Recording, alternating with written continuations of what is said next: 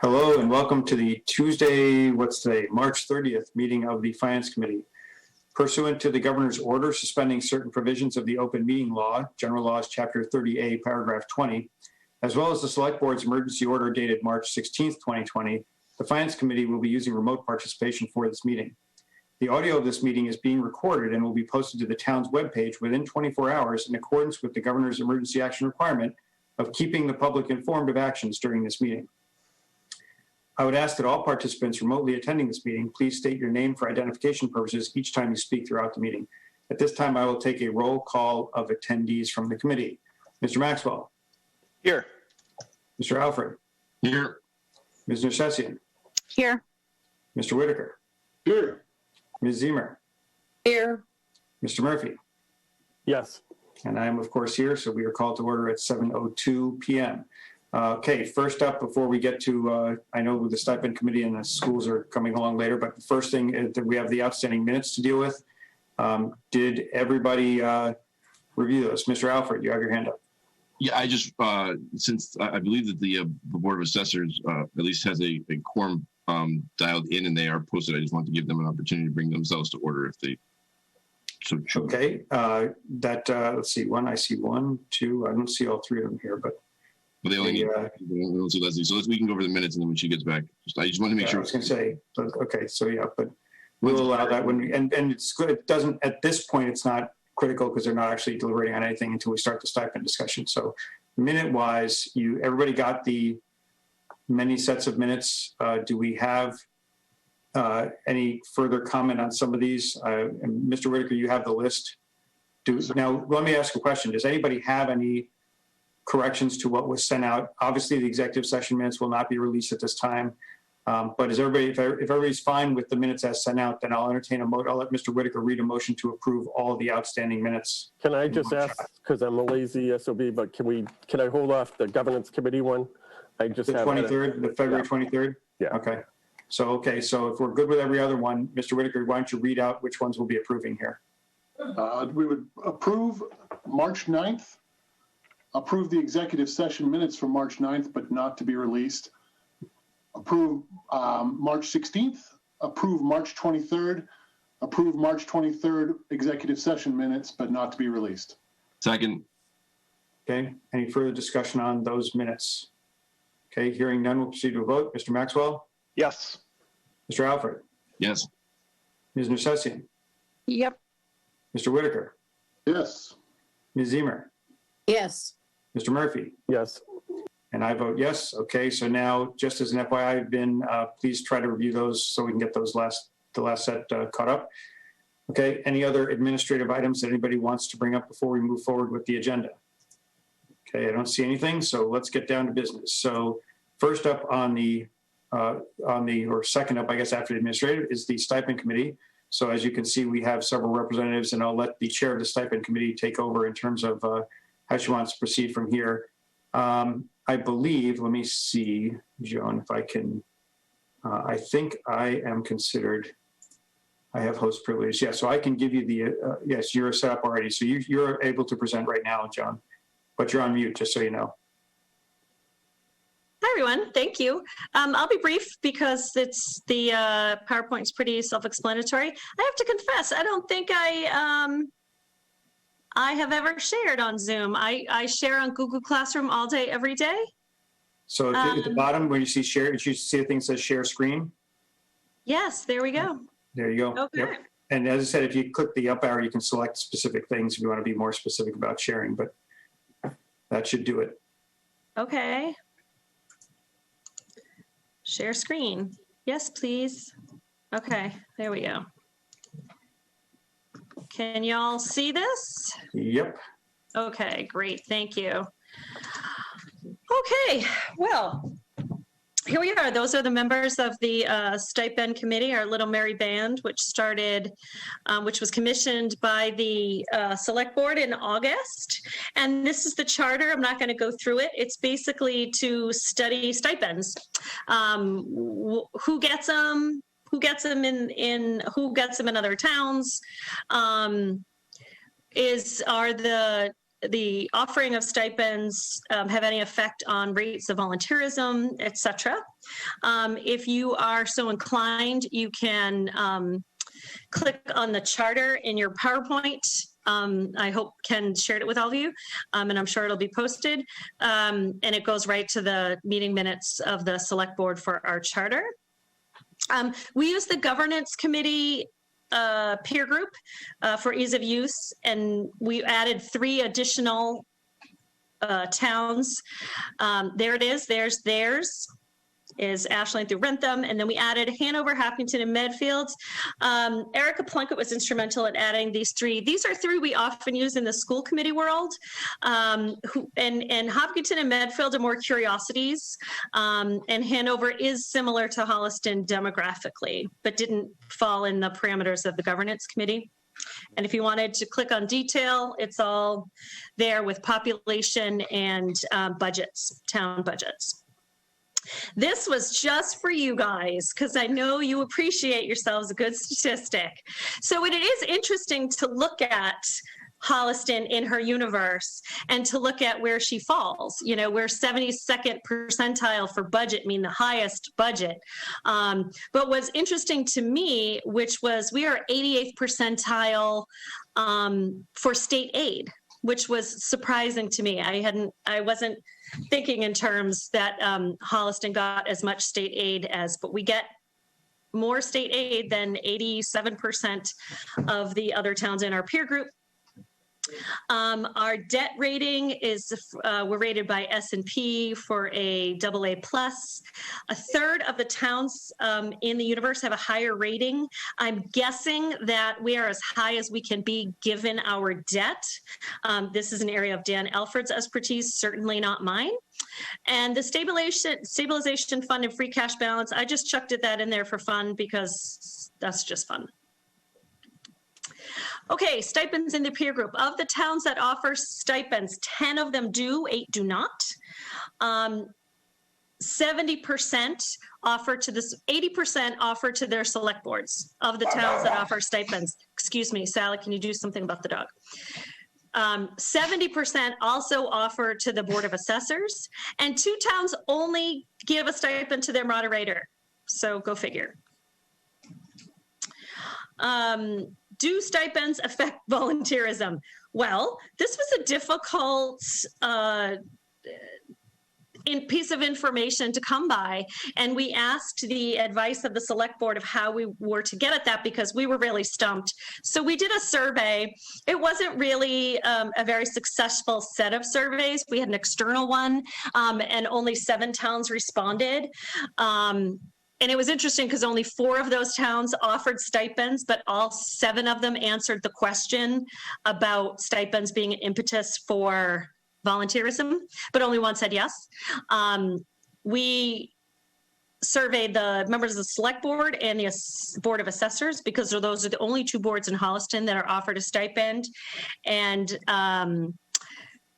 we didn't get a full response. We got a 67% response, and it was split 50% about who thought that it was an impetus for volunteerism. And the next slide will probably bear out why.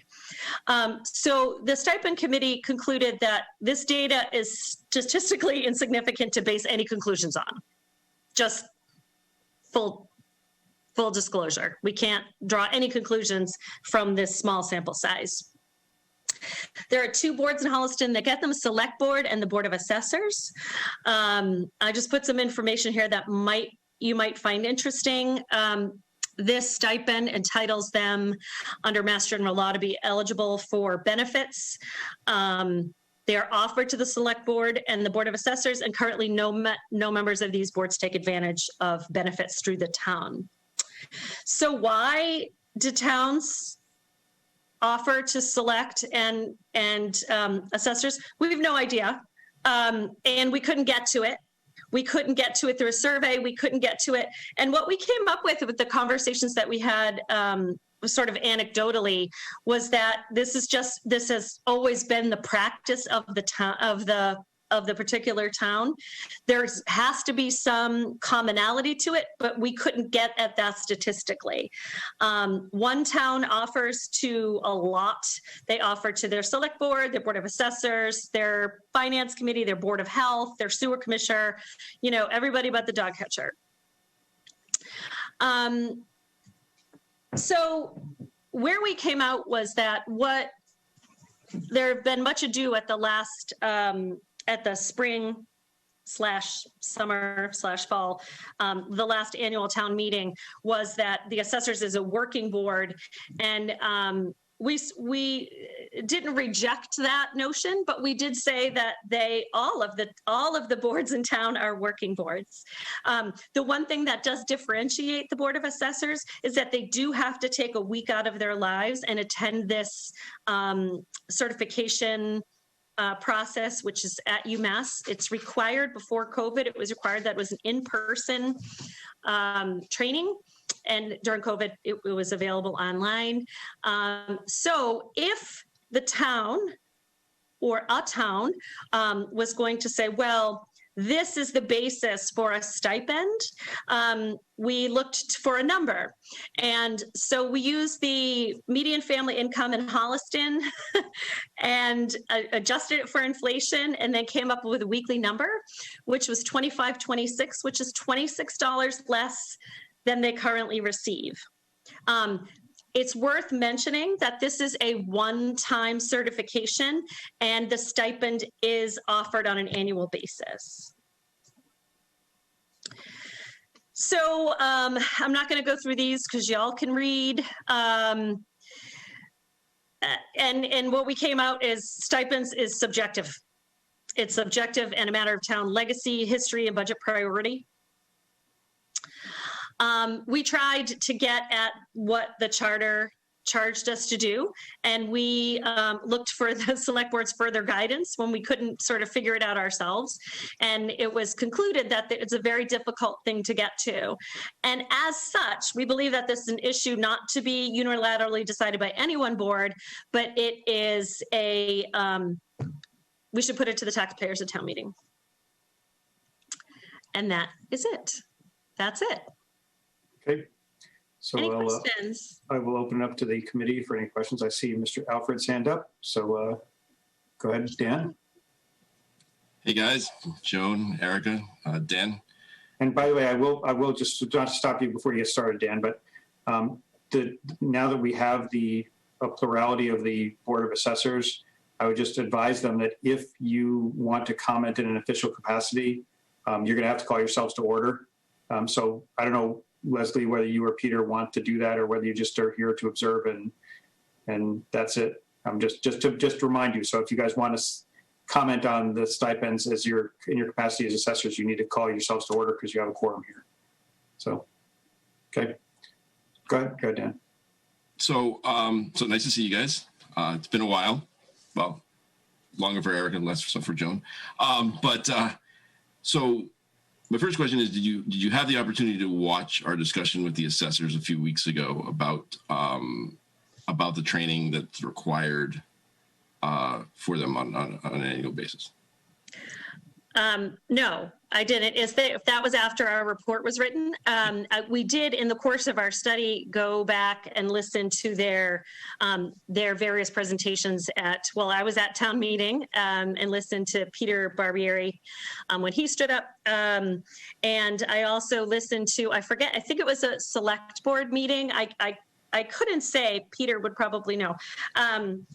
But I have listened to their substantiation of that, but no, I didn't listen to that. Okay, so at that meeting, it sort of became apparent that I think in some of it you sort of went through, but wasn't in your text, I guess. So maybe you're sort of aware of it. That the 1 week program is basically a one-time program or one-time thing that for new members. Right. But it was not just COVID that it was available to do online, but it was that our assessor in town, Kathy, has asked them this, it's the beneficial to do it in person, and that she would prefer them to do it in person, but that it's actually not required to be done in person. So that was not my understanding when I went through it originally. So that And I think I have an email from her telling me that it was required in person. well, that is not, what Okay. when we talk to them. Yeah. So that at no Person point, or not, it is a week's worth of work that you couldn't actually, anyway. Yeah. It's a week worth of work. I'm not sure if it's online, if you can condense it, you can do it on the weekends. I mean, look, you guys are on the school committee, you know how many hours everyone puts into, especially as chair. I mean, it's so, but I do think there is a difference between if you're actually pulled away from your family and have to go, away for a week versus, being able to sort of stay home, do your job, do the night, do online stuff at night or, around at different times. And also, again, you sort of alluded to this, I guess, but it's not annual, right? So what I'm, and Peter told us that his, when we were talking to him, that in fact, he'd been twice in 30 years. And so I guess my thinking is does that change your thought about sort of an annual stipend and how much it should be if it's not actually annual requirements? We didn't conclude that a stipend should be offered to anybody. We said it should be a matter for if one wanted to substantiate one, because that was part of our charter, what should the amount be? And so we offered that as a basis to offer a stipend. So we didn't say that the stipend committee didn't say, you should definitely give them a stipend and this is what it should be. We said that this could be a basis for justification and that it's really a matter for the town to decide. It's not for any opinion about this would be our opinion. Okay, well, I thought you guys it was requested that you give a recommendation for what sort of we should do as a town on stipends. Right, and we concluded, and it bears this out a little bit more richly in the memo than the PowerPoint, that any recommendation we would make is not data driven. Okay. So we're not comfortable making a non-data driven decision because that would just be our personal judgment, and who cares about our personal judgment? Well, I would say I do, but I mean, because you guys were the ones studying it. So I mean, But it's not. It's really what we concluded at the end of the day is that this is the matter for town meeting to decide, not for any particular board, and certainly not the stipend committee, because we were unable to arrive at a data-driven decision. And 70% of towns that offer stipends offer them to their board of assessors. Mm-hmm. So I guess. So if we're going to break with that practice, then we're breaking with our peer group, which is fine. But it seems the governance committee is sort of relying upon practice of other towns as their crucible. And if we're doing that, then. This isn't so much for you, but I do take issue with the peer group that the governance committee has selected for us. But that's not. I mean, you were using what you had and trying not to recreate the wheel. I get that. Right. So one thing that's sort of a little bit missing from your report, though, is discussion about other towns. And so one thing that I'm really sort of interested in with the stipend is equity, right? And as you said, one thing I really do appreciate from your report and everything is that you say we are all working boards. That's fabulous, I think, because that is absolutely true. Again, as you guys know from your time on the school committee, countless hours, especially if you're on different committees at different times. I mean, it's an insane amount of work that takes you away from your family, that requires you to do work outside of the normal hours. So one thing that I was sort of hoping for is that we would kind of look at equity. And let me get this straight. Let me make sure that I'm clear about this. I am not looking for a stipend. I do not want a stipend. I'm not interested in trying to get a stipend. I actually think that all stipends should be zero and no one should get them. But if we are going to offer them, and we're going to offer them based upon work that people are doing, I think that needs to be equally sort of derived across boards. And I don't know if you do it based upon number of meetings a month. There are different types of ways, but it seemed like the report just sort of focused on the two groups that get them. And the other thing that I would say is I find it very curious the discrepancy between the assessor's stipend and the select board stipend. I mean, you've got the executives in town who I would say are putting in far more hours, and getting paid shillings, right? Certainly, compared to the other ones. And I'm just kind of rolling through some things. The other thing is that I do appreciate the sort of the continuity piece of it, and ensuring continuity. As just a brief little aside, I would say that if we're really worried about continuity, then the chair of the FinCom should probably be getting paid about $100,000 a year to ensure that he sticks around. But Ken did not pay me to say that. I was just going to say, I had nothing to do with that remark. But one question is another. Did you look at our past historical elections in town and look at the turnover for different boards and the sort of the participation rate in those elections, and almost see within Holliston if it made statistical difference between different boards that had stipends and didn't have stipends? We tried to get at that. So the problem is that going through that for every town would be very labor intensive, and to what end? We did ask each town in the survey a question about that, and there's a link either in the memo or the presentation to the surveys that we asked the towns. And we did ask them, do you struggle to get members? And the anecdotal answers we got back was sometimes. I just meant within Holliston. I just meant within Holliston because we obviously had that data more available and readily available to us. No. Okay. So anyway, I'm going to conclude. Look, I really appreciate you guys, your work, and kind of coming back for this thankless job, really, because I mean, frankly, we're talking about $8,000 in total spending right now. And it is not worth all of your time. But I am concerned about equity, and I do think that every board in town works hard. Some boards really have to put in more time, and I'm not going to start divvying up which ones I think put in more time than others. But yes. I do, and so I think that if we are going to offer stipends, that it should be across the board in some fashion. But my preference would be that we just simply do away with the stipends. And I also am more the health insurance thing. I think is a big thing too, because that actually is a much bigger piece, much bigger number, bigger number, especially if it was a family plan or something like that than anything else. So thank you very much for your work. Sure. I will say that it was suggested that the Board of Assessors are entitled or are justified in taking a stipend or being offered a stipend because they have to meet with professional staff, town staff, during the workday, and that was rejected by our committee only because I was chair of budget for a couple of years on school committee, and I had to meet with the business manager when the business manager was in the office.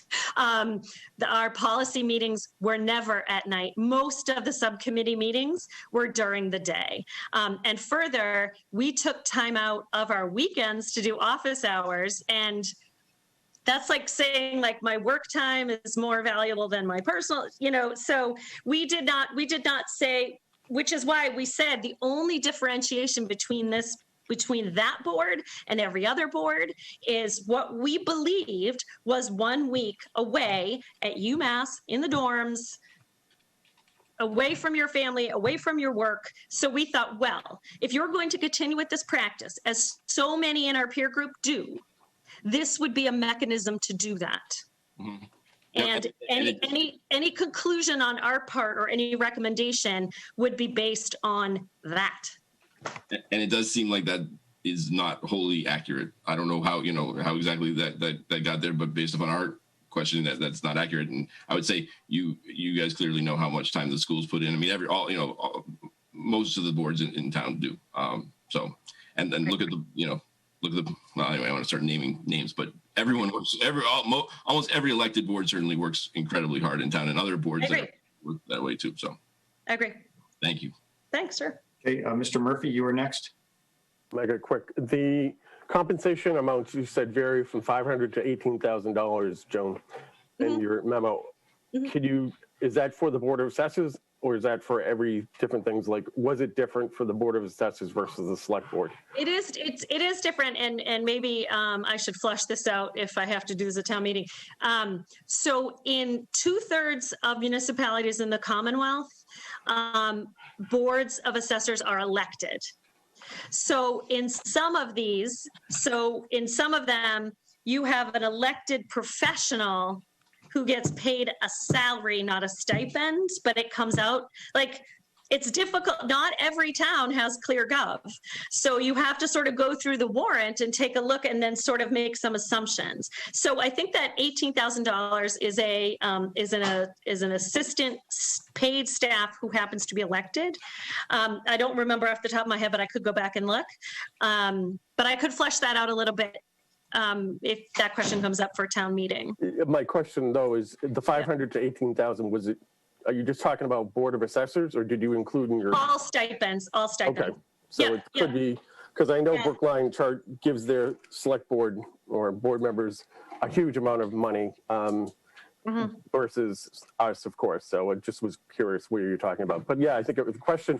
I don't think anybody has a problem with the select board. It's a nominal thing. Hey, if they have it.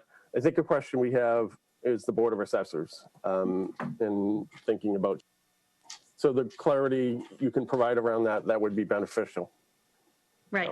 I think it is important to understand that based on the surveys that we did, we had two members of the select board respond and 2 members of the assessors board respond.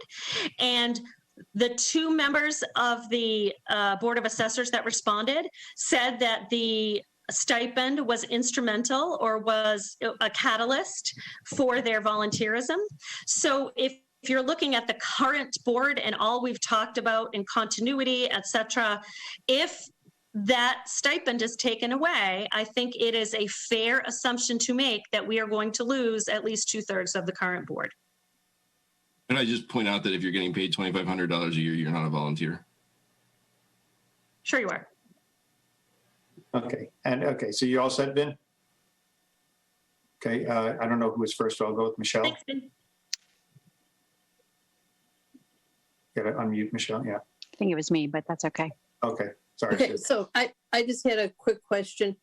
I don't know, and I don't know if you know the answer to this, but when I worked in Framingham for the Board of Health for 9 years, and then I lost my job, but I was still on the Holliston Board of Health elected, and I got my $25 a year stipend at the time.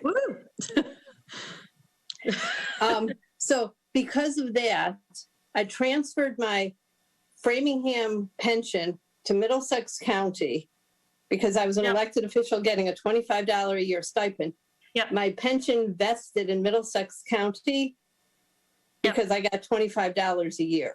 And in full disclosure, I took that pension out and I invested it. Yeah. So full disclosure, I no longer have A money. reasonable person would. Right. There is language in the statute about vesting and pensions, and I can't remember what it said. Travis is saying no. So that isn't like that. They changed that law. You need to make at least $5,000 in a year or you could not qualify for Middlesex. They changed that probably 10 years ago. Okay, because I was told that was one of the reasons that elected officials had stipends was because that was one of the benefits. Probably a while ago. The PER Act, the overseeing body of all pension systems in Massachusetts, changed that law to be a minimum. You have to make a minimum annually of $5,000 to qualify for Middlesex or any pension system in Massachusetts. Okay, good. That was my question. Okay, thank you. Okay, Sue, and I apologize for taking you out of turn. That's okay.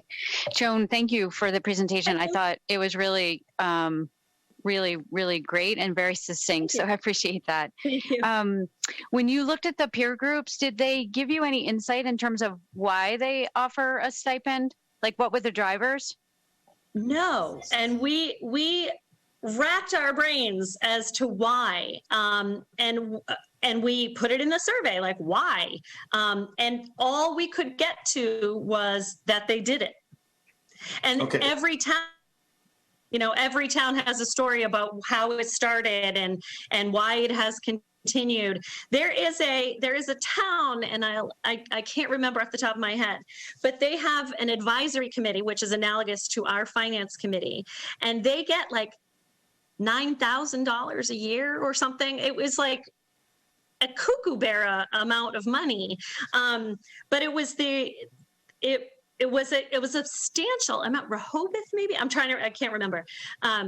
But they did offer, their finance committee, not just $50 or $2,500. It was like some cash.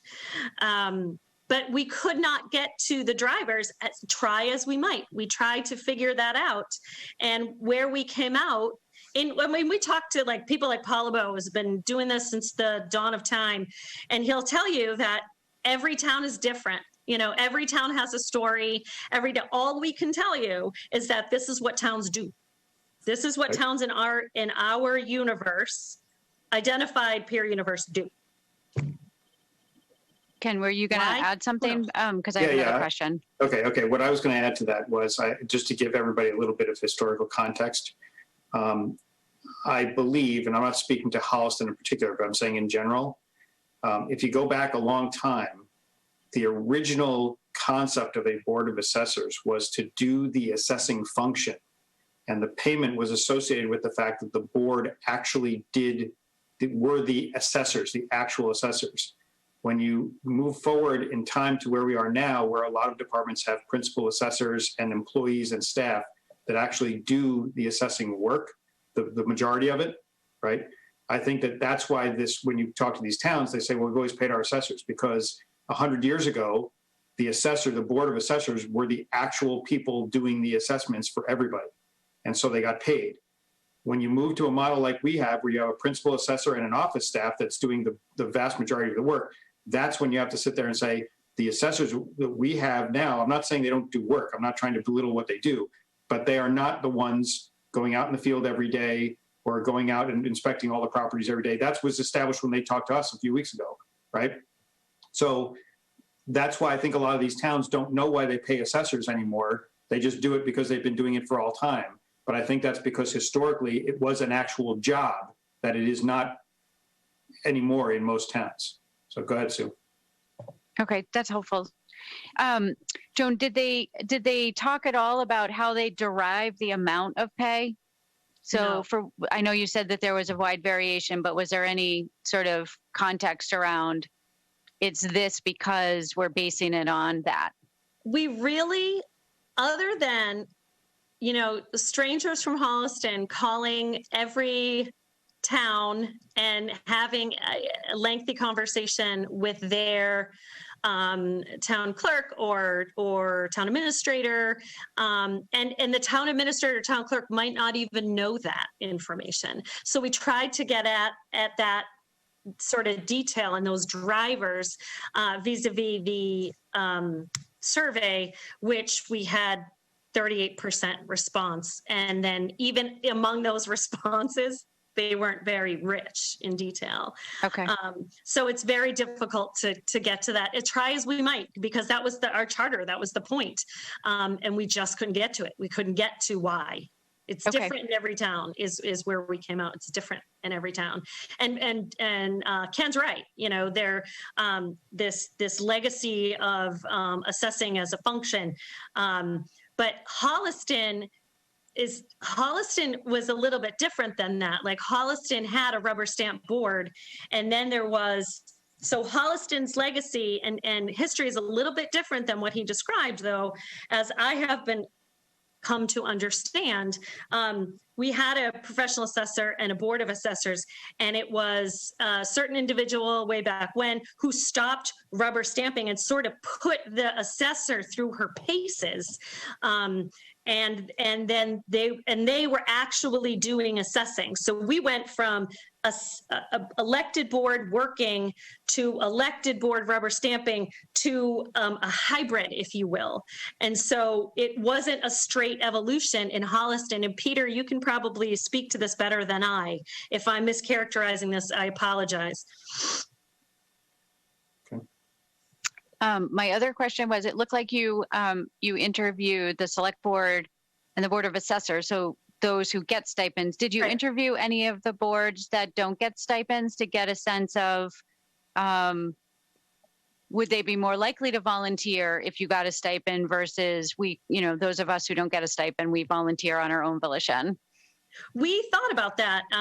And since you didn't receive one, I assume that we I didn't. could have missed it. And it was really sort of simple. We said, well, if they're volunteering now and they're not getting a stipend, I think that answers our question.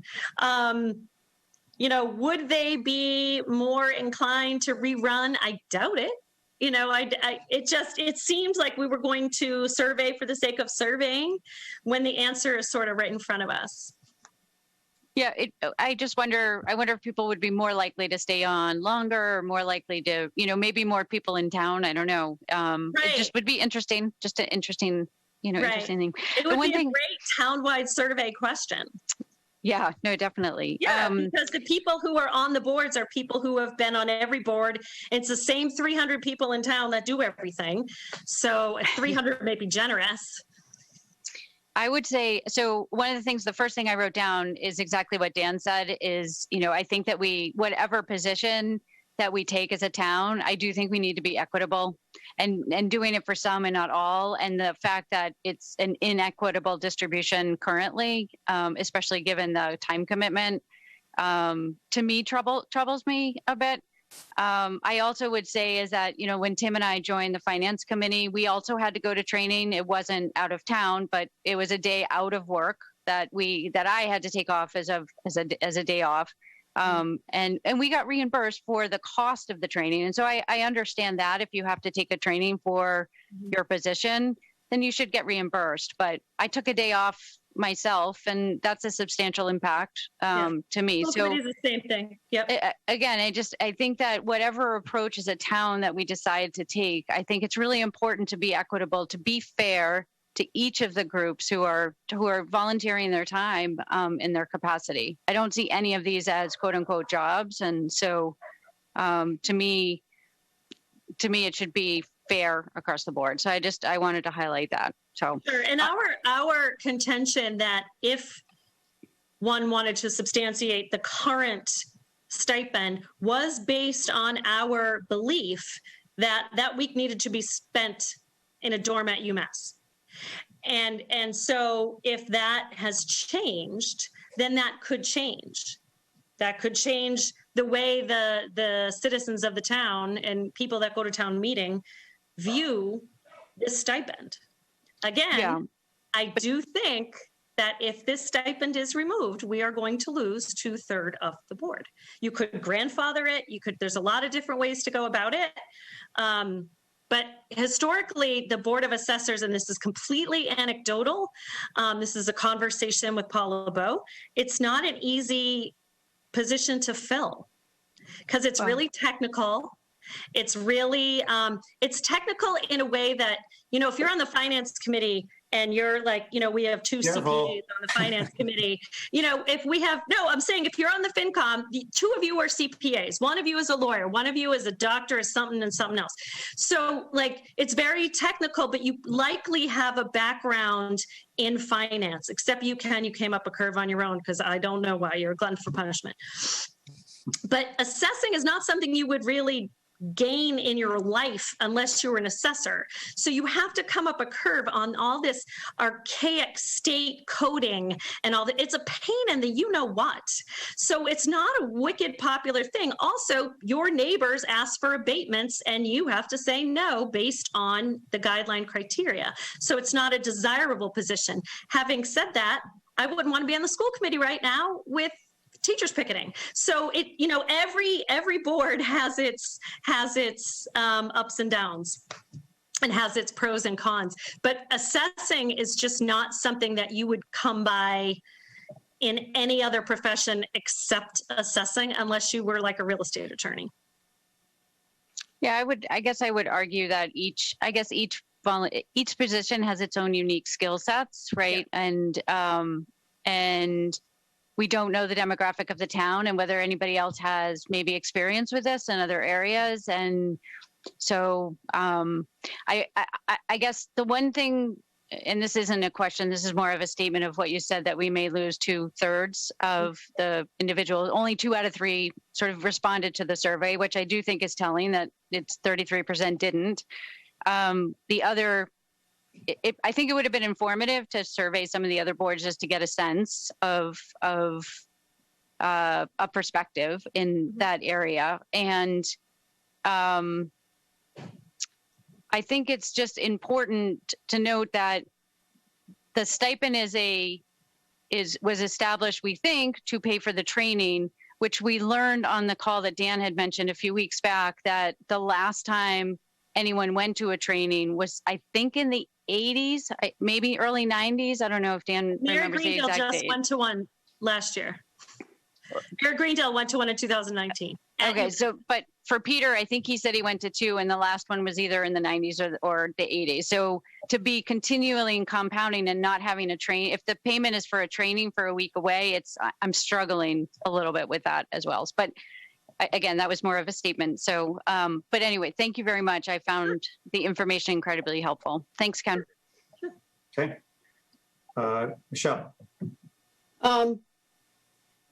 I'm struggling with the whole equity thing of, if you pay someone, if the idea is to pay someone because you can't, if someone's an elected official, do you pay a stipend to get people to run, or do you pay people to keep them, or do you pay people because it's the equitable thing to do?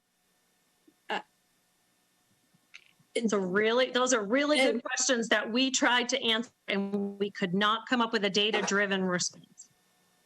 Because, you gave the example of, people asking for abatements. I had 9 years of my kids not being invited to parties because I wouldn't grant waivers on septic systems to people. I mean, literally, that's the life it is. It doesn't matter, what you're on. That's just the way it is. It's not just being an assessor. We are all gluttons for punishment. For $25 a year, as I said. But it's also the equity. Why is that position worth, so much more than other positions in town? If you say it's because of a that's the way it's always training, been. Right? If it's because of a 1-week training that people aren't attending, maybe you put it in the budget and you say if someone attends that training, they get the stipend. Okay. If they don't attend the training, they don't get the stipend. But it's a question for town meeting, because the 5 of us, our opinion on how it should be done is just that. Right, but we make a recommendation. So we don't make a recommendation that we're not making a recommendation. We make a recommendation. Right. So that what I think that we do have to land this plane at some point because we have to get to the schools. But right. But I will say, and I'll give you a second, Dan. I'll get you in a second. But I think that the general consensus of, I don't know what your plan is as a stipend committee, like whether you guys are disbanded once you issue your report, whether there's follow-on activity planned, or whether you're waiting for further guidance from the select board. But I do think that I think that the overarching thing is that the select board accepted your report without comment, and we're rapidly approaching town meeting.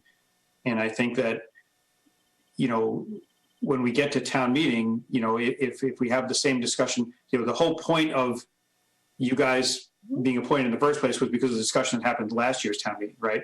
So I guess the way I would look at it is, if we get to town meeting and the discussion comes up again, you could present what you had, but I'm just trying to decide, okay, what happens at town meeting, right? The concept last year was, well, this is kind of a last minute thing and we haven't looked at it, and let's go look at it. And the next year we'll come back with something. And this is not on you, by the way, just to be clear, this is really on the select board, because they're the ones that chartered you to go do this job, right? And that's where I think that's where I struggle a little bit, where I'm looking at town meetings saying, let's say we look at the budget and we say, okay, this stipend, we should be changing it. Everybody knew about it. It was talked about a year ago, or almost a year ago, because town meeting was delayed. But do you see my point? Is just are we just going to rehash the same discussion? Or are we going to move on? But that's not something you can ask. I'm just kind of thinking out loud that I don't know where this goes from here. So, Dan, you had one comment. We could reconvene, and we could reconvene and take a closer look at that week away, and then make a recommendation based on that. But go ahead, Erica. So I was going to sort of say what you had said, Joan, too, as well. If we got incorrect information or inaccurate information, my opinion was based on that information. And if that is incorrect, I'm completely willing to reconvene and come up and have a recommendation, because I too am interested in equity. That's all I was going to say. So we can reconvene, and then we can circle back with the select board and do a memo to the select board and the finance committee. I don't know that we need to do a dog and pony show again. I could talk to Travis about the appropriateness of that. But the select board was pretty frustrated with us too. Well, the surprising thing to me, and I'm going to stay out of it's the select board purview, but the surprising thing to me is that there are members of the select board that were on the board of assessors and should have been able to spot the discrepancies. So it's surprising that they accepted it without comment. But Mr. Alfred, you had one. I think it's something that changed. It's something that changed. Well, I don't think it changed in the way the course was offered, but the required 1-year training as opposed to annual training has been around. I actually, to be totally transparent, I was puzzled by this because I got information that it was a one-time only training. So when I saw the report, I actually contacted the DOR directly myself and said, can somebody clarify this for me? What exactly is required? Because the law is very vague in the sense that it says the Commissioner of Revenue can set requirements for training as they see fit. And so I was like, okay, well, what has he or she seen fit? And the response I got after pressing them a little while was, there's the one-time training and that's it. There's no continuing ed requirement. There's nothing like that. And that's why I said that was just for me, because I wanted to say I'm getting conflicting information. So with that information, right, that changes things in my mind. Yes. Well, nowhere in our memo to the select board did we say it was an annual training. Correct. Apparently, the Holliston Reporter had an article that said it was, which was reported to me after the fact, and I didn't read the Holliston Reporter article, and nor is it my place to fact check the Holliston Reporter. But nowhere in our memo did we say it was annual. Right. We never said it was fine, annual. Right. I'm not trying to impugn your report. I'm just saying. I agree. I know. That information, right, it would change the way you might look at it. So. But then the question is, why pay an annual stipend for something that's not annual? If the basis of the payment of the stipend is because of this training, why pay it annually? And right. So, well, that was our basis. That was our. No, I understand. No, I get it. But then. Yeah. So just as far as equity goes, I just looked it up. Newton pays their school committee about $8,000. So if we really want to, so just food for thought. Just joke. Easton. It was Easton. Dan, why not? Reminded me. It was Easton that pays their advisory committee. Okay. And I have a CFA charter. I'm not a CPA. I'm not an accountant. So let's just get. But. Aren't you a CFA? Yeah, CFA, not a CPA. Yeah. But I guess my question to all three of you would be, what is your personal opinion? Who cares? Joan, I always care about your opinion. I don't understand why. Who cares? I mean, because my personal opinion has no bearing on what the town should do. Other than to be Erica clear, and Dan, you're welcome to answer it. Meeting. I'm happy to answer it. I don't care. Yeah. Okay. I don't believe in stipends, but that's me. Okay. I have a tendency to agree with Joan on this. We were trying to come up with data to justify or explain or learn about this, and we couldn't come up with clear data. My opinion would just be my opinion, and it's not how Yeah. that wasn't what we weren't chartered to give our opinion. We were chartered to do research and to come up with data to help make a decision. But Dan, he's right in that respect, right? It's not, they have their own personal opinions, just like we have our personal opinions on the finance committee, but as a group, we represent our opinion via our votes. So from that perspective, I don't care if you talk to them individually offline and talk to them about their individual opinions, but I don't think it's required that they go into a public meeting and state their opinion. They have one vote at town meeting, just like all the rest of us do, right? So I was just asking him, not required. So. Yeah, I was listening to the data and it had the information. With the information that we had, I also believe that it is up to town meeting to make that decision. And that's why Joan compiled the report from all of us that she did. And again, my opinion I get one vote as well. I personally am not in favor of stipends, and I'm happy to put that on the record. I've put enough opinions on the record. I'm glad to put that one on. Thank you. Okay, Michelle, we'll wrap it up with you because, as I said, we do want to get to the schools. Well, I just wanted to know if the assessors wanted to say anything, but if I forgot that the school committee's waiting. Right. Well, they can say something, but as I said, if they say something as an assessor, right, they have to call themselves to order. So I don't know if they want to do that just to comment. I mean, obviously they can comment as individuals, but they can't represent a position of the assessors without coming to order. Because then it would be a I just want to point out that there is a quorum of our committee here, but no such constraint was put on us. No, but it's different requirements, and you're posted for meeting with us. No, I'm not. No, we didn't. Yes, you are. You're on our agenda. That makes it okay. Oh, I see. I apologize. So that's the if I had posted and I had known the assessors were going to be here, I could have posted them to be a part of this as well, and then it would have covered them. They still would have to call themselves to order, but you guys are okay. So, okay. So Michelle, you're all set? Yes. Okay. So thank you. I want to wrap this up because we got to get to the schools. Thank you guys very much, ladies and gentlemen, for coming out from the Stipend Committee. We really appreciate you giving us this information. As you heard, right, there's a lot of discussion that will be had between now and May 10th, and probably more discussion at May 10th. But thank you for the work that you've done. I do think that there's more work needed, and feel free to stick around if you want to hear about the schools. I know that two of you have a strong association with that, but two of you might want to take advantage of the fact that you're no longer a part of that too. Not stick around. That's why we're going to go eat dinner. Ken, let me ask you, when do you need to wrap up when's the warrant going to print? Well, the Finance Committee report will be going to press, as we call it. Let me check my calendar here. It would be April 30th. Okay. However, that means that our final meeting before we go to press, so to speak, is the 27th. We probably won't be meeting, I believe, the 20th, because that's school vacation week. So, we're going to have basically 3 more meetings before we have to make get our budget recommendation all solid. And that'll be next week. We can turn this around pretty quickly. Yep. Okay. Thank you. Thank you guys. And thank you very much for coming out on a Tuesday night for no pay. Bye. So. Never. Okay, so next up is the school committee budget presentation, and I see we have a couple of, let's see, 1, 2, who else? Do we have anybody else from the school committee? Is just the two of you? Lisa Koshin and I, and I'll let her introduce herself, are representatives from the school committee from the budget subcommittee. So I think that'll do the trick tonight.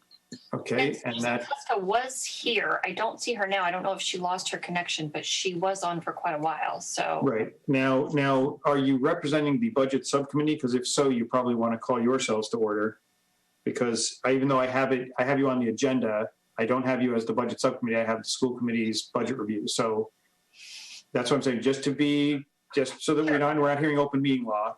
If you want to, you can. I don't think you have to, but if you want to, you can just call yourself to order for purposes of presenting the budget. Okay, but do we have to have been posted then? No, because you're on the thing. I mean, as I said, you're posted on our agenda for the school committee. Okay. So that's why I said technically I don't think you need to call yourselves to order because you're representing the school committee and there's not a quorum. So Let's just call it that. Just don't call yourselves the budget subcommittee. You're school Okay, okay. We won't call ourselves that, and we won't be deliberating anyway.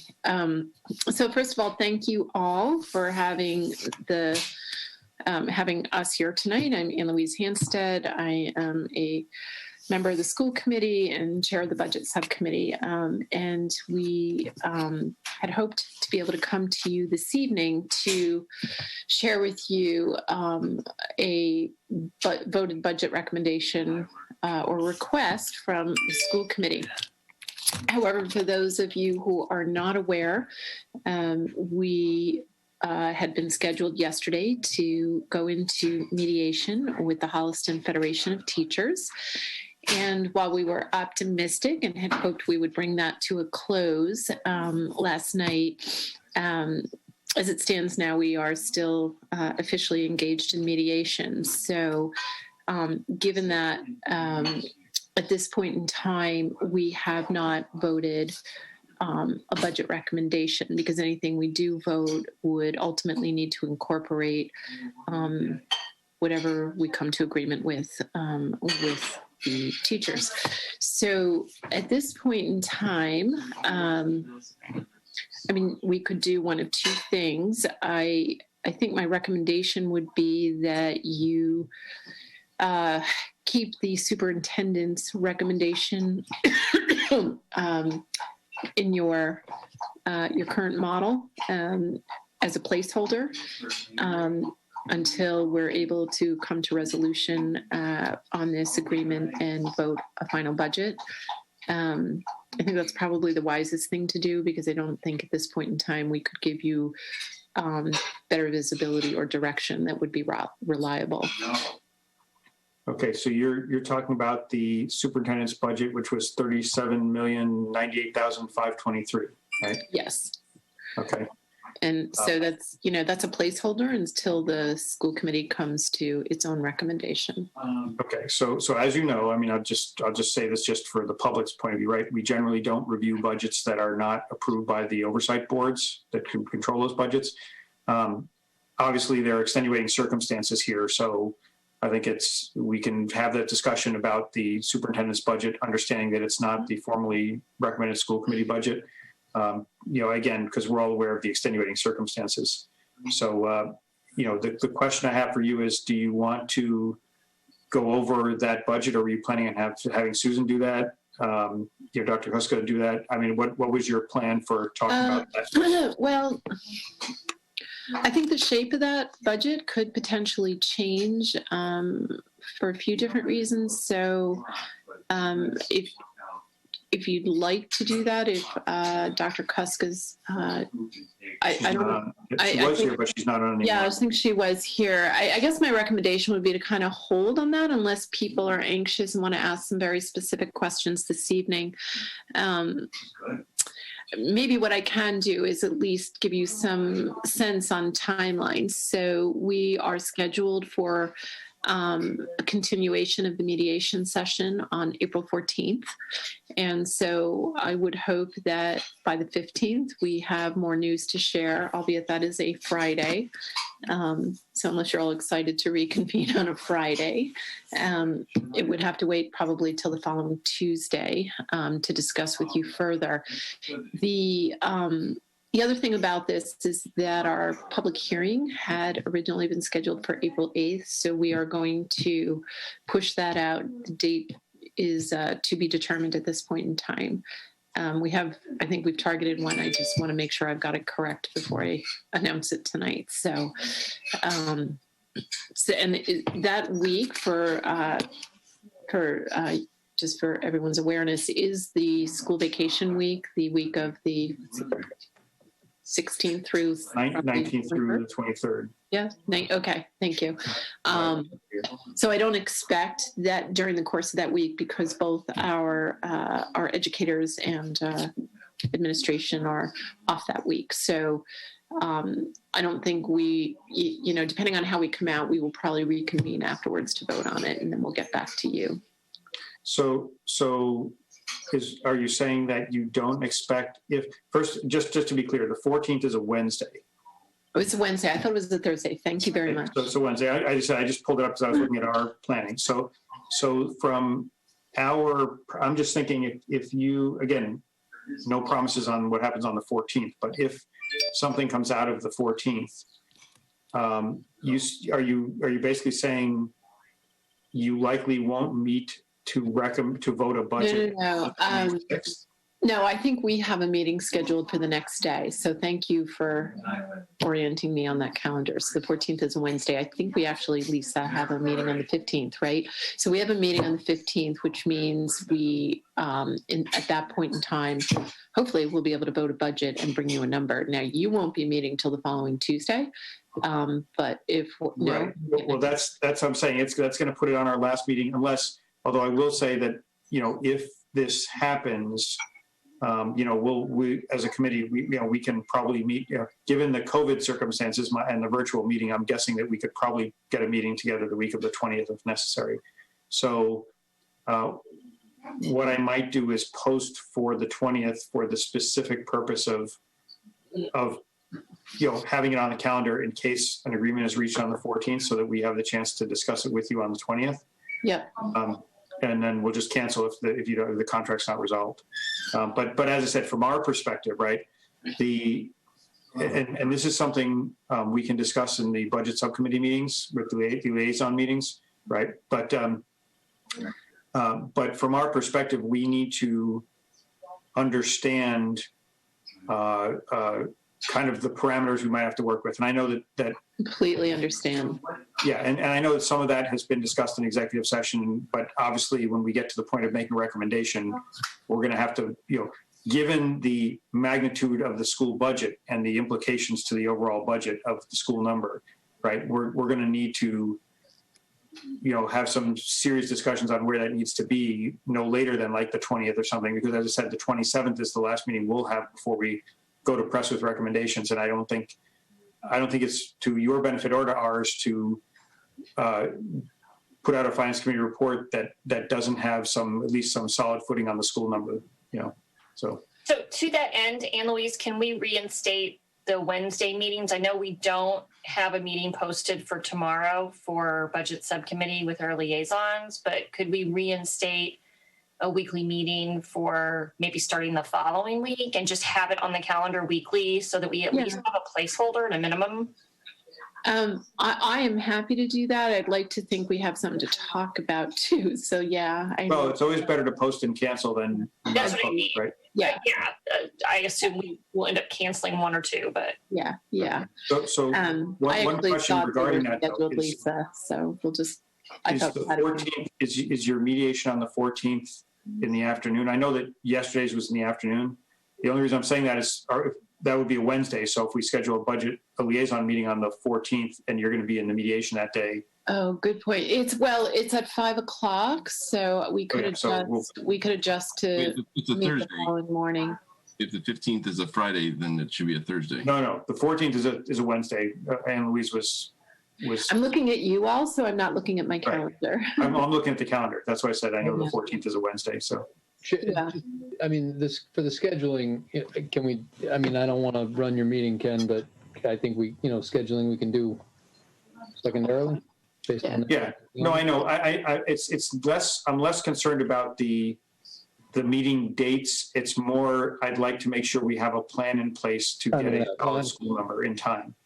So that's why I said I'm not going to sit here and decide what time of day and who posts what. It's more like, okay, if this mediation is the 14th, then make sure that everybody's in agreement that the 14th happens. And then if something is reached, you guys have a school committee on the 15th where you can talk about a number. And then we can, as a finance committee, we can get that number and just have the discussion about that to get it into our report or into our budget planning. So okay, tentatively that works. We have another member of the subcommittee, and we're not convened as a subcommittee. So let me just reach out and see if the calendar works for that, and we should be able to do that. Okay. And I'm very aware that the clock is running, and I think it goes without saying that we had hoped today would have been the day. So it's unfortunate that we don't have a conclusive answer for you, but I'm still optimistic we'll come to come to an agreement on the 14th. Yep, and that's fine. No, I look, everybody knows that these things are sometimes difficult, so that's when we're glad that we don't do the negotiating. We just we let Travis and the school committee do all that stuff. That's right. We might need all the stipend money to pay for this. That's right. Don't, Okay. let's not go down that road again. That's right. Right. So thank you for your patience and flexibility, and thank you to Mr. Ahern, because he has been exceptionally helpful in providing us with data and information so we can better understand the landscape and the local landscape economically and at the state and national level as well, which is of course essential as we contemplate where we go with this, so that we're doing the right thing, but doing it within the affordability and means of the town. Okay. Well, I'll open it up to the whole finance committee. If anybody has, you heard that explanation. If anybody has any follow-up questions you want to ask of Anne Louise or Lisa, feel free to raise your And hand. Dr. Kuska is back on now, I see too. Yes, I saw that. And Dr. Kuska, right? So I don't know, did you guys, again, I'm not saying you have to, but I'm saying, is there anything you wanted her to say, or you just wanted her here in case there were questions? Because I'm just. Dr. Kuska, you're there. Your square is there. Yes. Your Hollywood Square. That's right. I know you had to hop off for a moment. We simply advised the Finance Committee that tonight we are not in position to vote, to present a voted budget. Is there anything you would like to add to that? So, no, I think that really I heard most of it because I was driving and I was on another meeting as well, so I apologize. But I think everything you said was accurate, and I don't really have a lot more to add. And I think moving forward, this is the best way for us to proceed, so we can have more accurate information to bring to the FinCom. Okay. The only last thing I'd say, Anne Louise, is with regards to, I know we've talked about this a little bit in liaison meetings, independent of the whole contract situation, which obviously is something you're dealing with, obviously. I hope that the discussion of the other budget things, like the new initiatives and things like that, is going to, again, it's up to you guys how to run your committee, but I'm saying, like, I'm just hoping that discussion is taking place too, and as to, some of the discussions about positions, ads and other things and so forth, so that we can make sure we don't want to, I'm just saying, we don't want to get to the point where the contract ends up getting settled and then we're going back and saying, okay, now we got to go look at all these other things, right? You can make progress on everything else. And I know you guys have been doing that, but I'm just saying, I hope that that's moving along smoother than the negotiations are. So it's moving along. Absolutely. Okay. Smoothly. It's moving along. Okay. Thank you. So does anybody have any questions on the Finance Committee for them? If not, I'll let them go, and we'll just say good luck and keep us posted. Obviously, as I said, it's a big chunk of the budget, so we have a very strong interest in knowing where it ends up. So, okay, thank you guys. You guys can head out if you want to.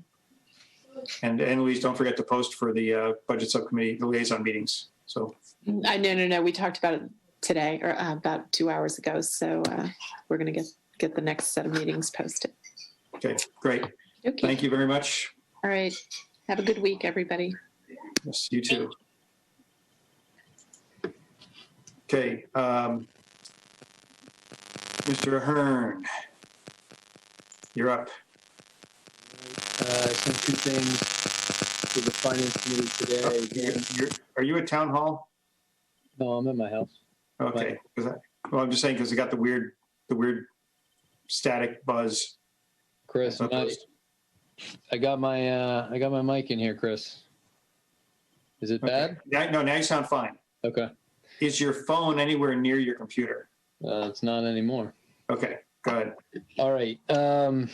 I sent 2 things to the Finance Committee today. One was, not detail. Up until yesterday at 4 p.m., the warrant was open. There was no activity yesterday. There was activity Friday afternoon.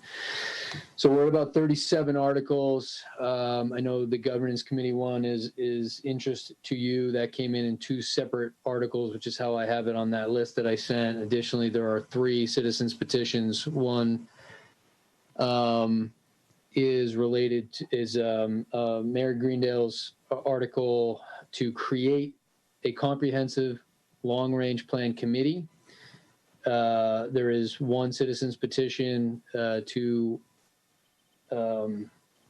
require that all boards and committees use the town offered email solely for purposes of town business. And then there's a third article that was dropped off at town hall by a former select board member to increase the select board from 3 to 5 members. So those 3 articles will end up at the end of the warrant just by practice.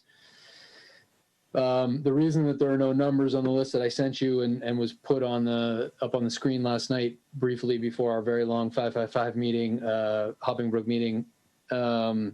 The reason there's no numbers is that I believe that the order will change, and so I don't want anybody saying this used to be Article 4 and now, you know what I mean. So once we did not get into any major discussion on the warrant last night with the select board because of our heavy agenda. I would expect those discussions to start in earnest on Monday, April 5th. At which point I'd like to at least come to, the general flow of it. I would say if anything that, this warrant will hopefully be whittled down slightly. But I believe that, I've consolidated it where I can. A few of them had come in sort of other pieces and for example, the veterans exemption that the Board of Assessors will take up on Thursday that came from our veterans agent is technically 2, but I believe we can do it in 1. A number of these also, we'll talk about as we get closer to town meeting, whether they can be done in consent agenda if, there's a good chunk of them that have no real discussion back and forth. But as of this time, again, I just wanted to get in front of you what I have once the warrant closed yesterday at 4. So I sent that. The other item that I sent you is where I am with capital at the moment as it relates to May. The capital subcommittee met right before this meeting to reconvene. Vin is now the chair, if anybody was unaware of that. Tim's illustrious reign was excellent, and I enjoyed it immensely. But so that group will get into the details on capital. But what I wanted you to just see is sort of where I am for May at the moment, with the requests I'm aware of, put it in perspective of also what I see coming for October.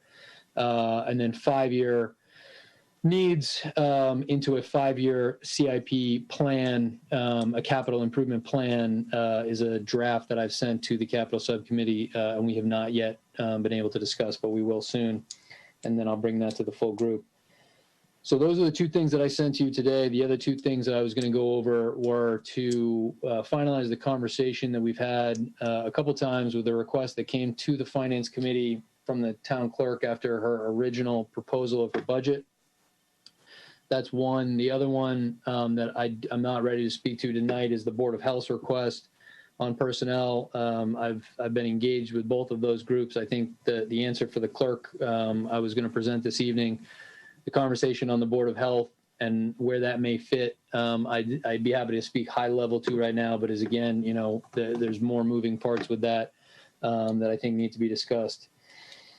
So with that, unless there's any questions on the warrant list or capital list, which obviously, again, more information coming, that's really just to give you a sense of where we are. If there's no questions there, I'll move into the clerk discussion.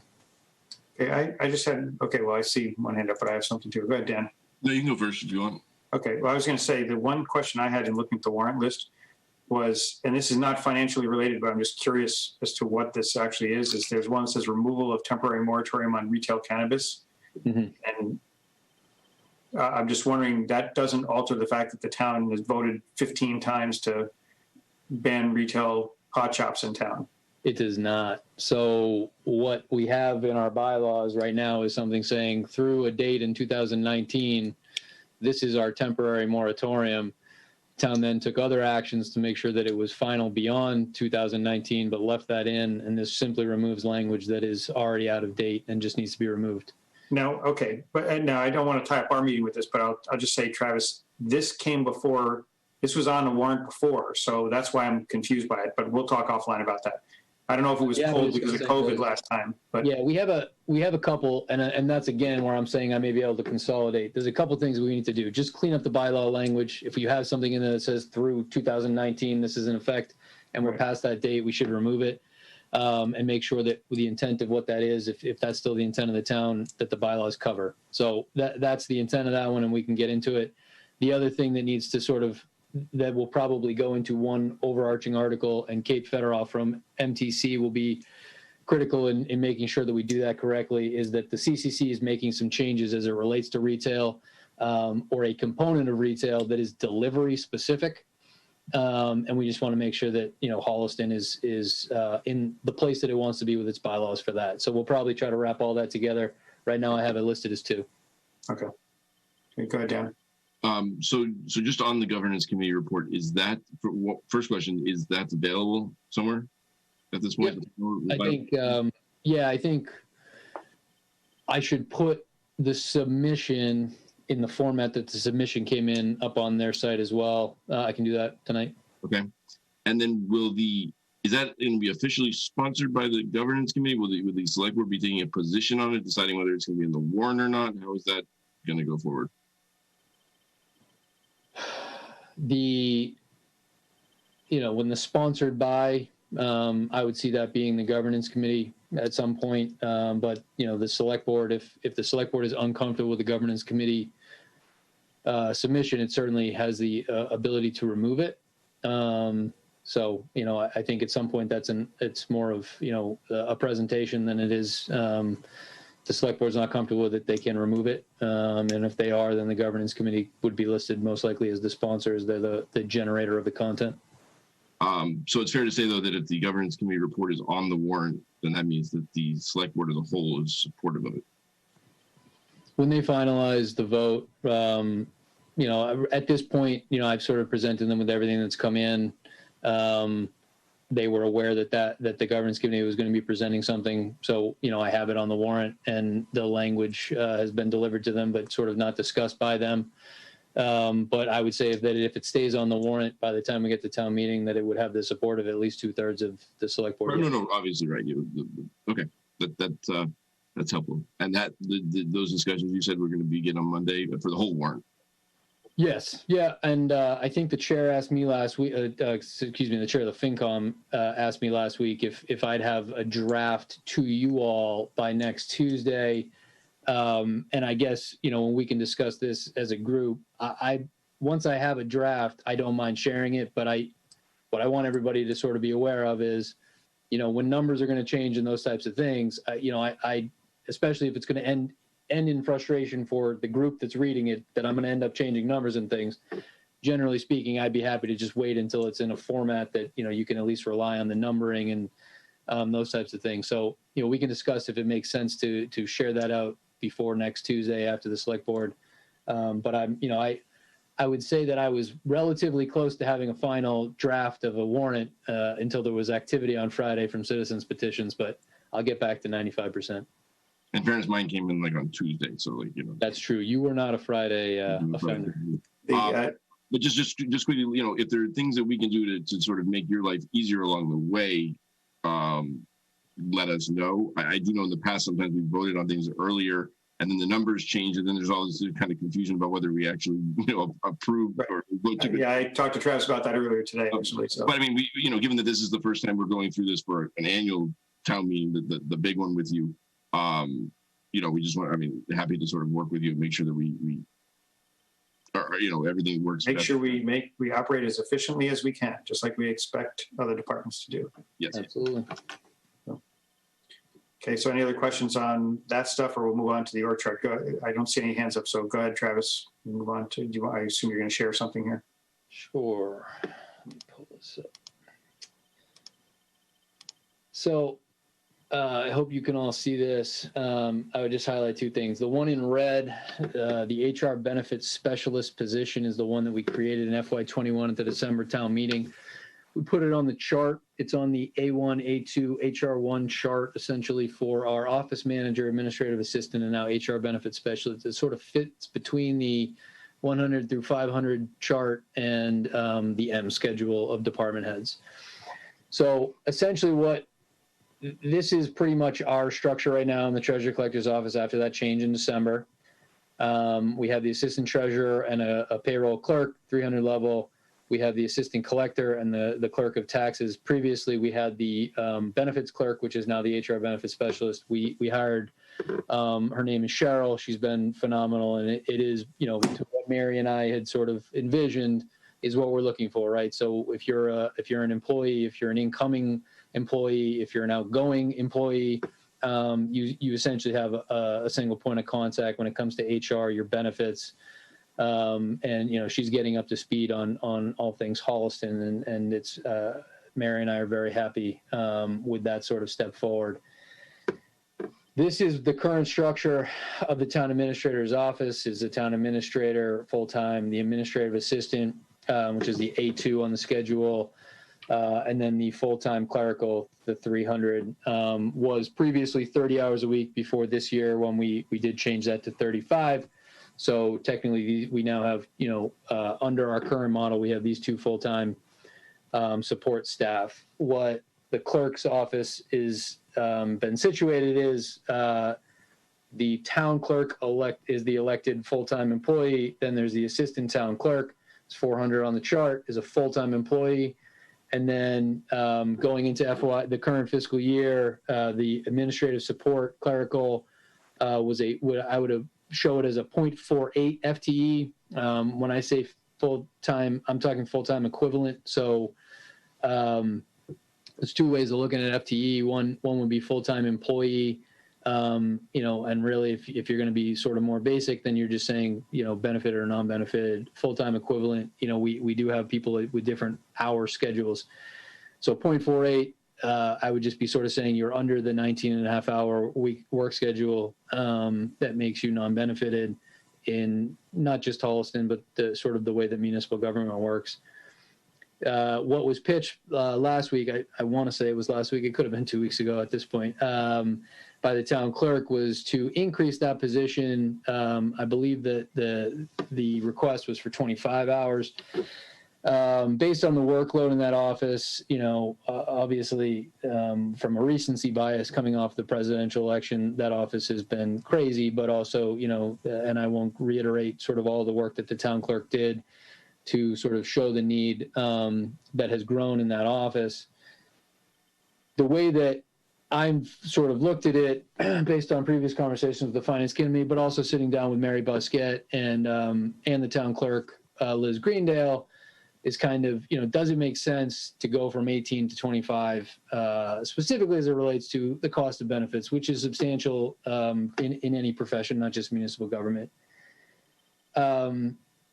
You know, the way that I would say it is in this current structure of the town administrator's office, I don't, you know, I think we're doing okay. I think it's been, you know, people are aware that there's been a vacancy for a period of time in my office, but, you know, I think we've gotten through with part-time staff. So at the moment, you know, I don't see the town clerk and the town administrator's office interacting. But before getting directly to the clerk's discussion, what I wanted to put into play, and I've had discussions with a few people, but not necessarily the whole finance committee, is changing the structure potentially of the town administrator's office. I think, you know, as I just showed on the previous slide, the two administrative staff people under the town administrator, which was previously administrative assistant and clerk, is a model that, you know, when we have an upcoming retirement, I'm not sure is the model that we simply want to backfill.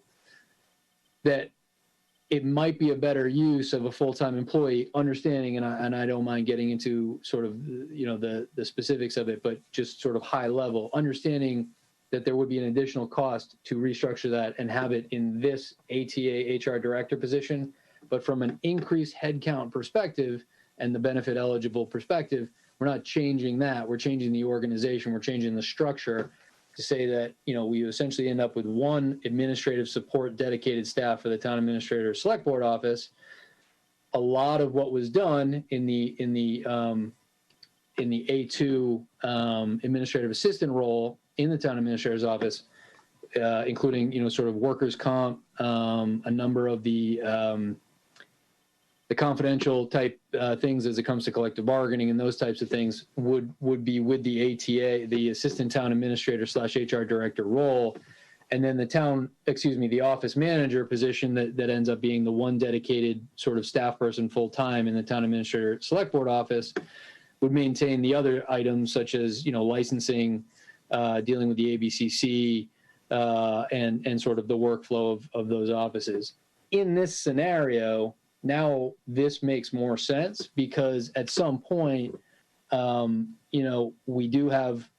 are sort of one of the more public-facing offices, as is the town clerks. When you call the town of Holliston and you need to sort of end up you don't necessarily know where you're going, but you need to end up there, the town clerk and the town administrator's office end up being your sort of starting point.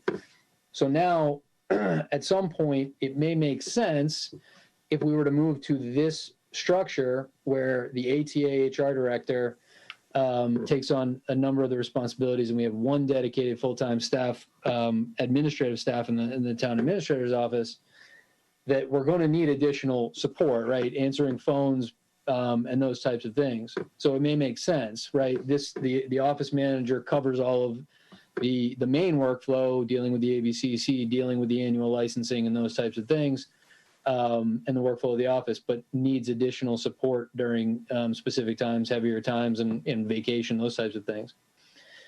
So that is where I sort of ended up on this. I think I would say, from my standpoint coming in, and I know I've had these conversations individually with people, the most glaring need as I look at town hall is setting up dedicated HR.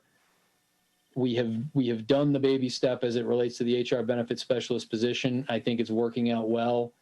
With this model that I'm talking about, we're essentially there in the next fiscal year. We have a dedicated HR office within town. By the time that Mary Bosquet retires, this is an M4 for treasurer collector, unlike our other two finance officers of town accountant and the principal assessor, who are M3s, specifically because the treasurer collector in the town of Holliston has picked up essentially a number of HR functions. So by having, hopefully an extended period of time for my sanity, a good amount of time to overlap with a new HR director with a treasurer collector who's been doing that role or a number of those functions. By the time that Mary Bosquet retires and we're replacing her, we now have our succession plan, right? We're hiring a treasurer collector who specifically does the treasurer collector function. All of the HR is now under a dedicated HR role within town, which quite frankly should have been done 10 years ago. The town administrator's office has one administrative support person, and then is essentially receiving backup from, in this scenario, the floater position that adds time to the town clerk's office, but also sort of looking at it holistically between the town administrator's office and the town clerk's office. So I put in some sort of context down here with this, and I can send this out obviously, but that is sort of, if we were to specifically look at the town clerk adding hours right now, it would be based on that workflow in that office, which I think is a reasonable request from the town clerk's office. As I look at it with all of the other requests that you and I have seen this year, it's on a list, right? I think it's really the direction that I think, Mary and I agree we need to be going as it relates to HR and succession planning. I think this puts it more in perspective of,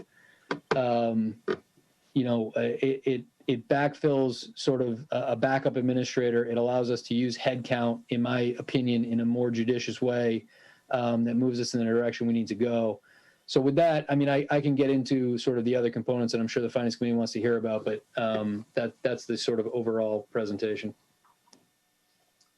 Okay. Now, again, I'm getting kind of annoyed at Zoom because it used to order the people raising hands. Now it just kind of arbitrarily puts it in there. So I'll go with Vin first because he's showing his first. Thank you. Ken?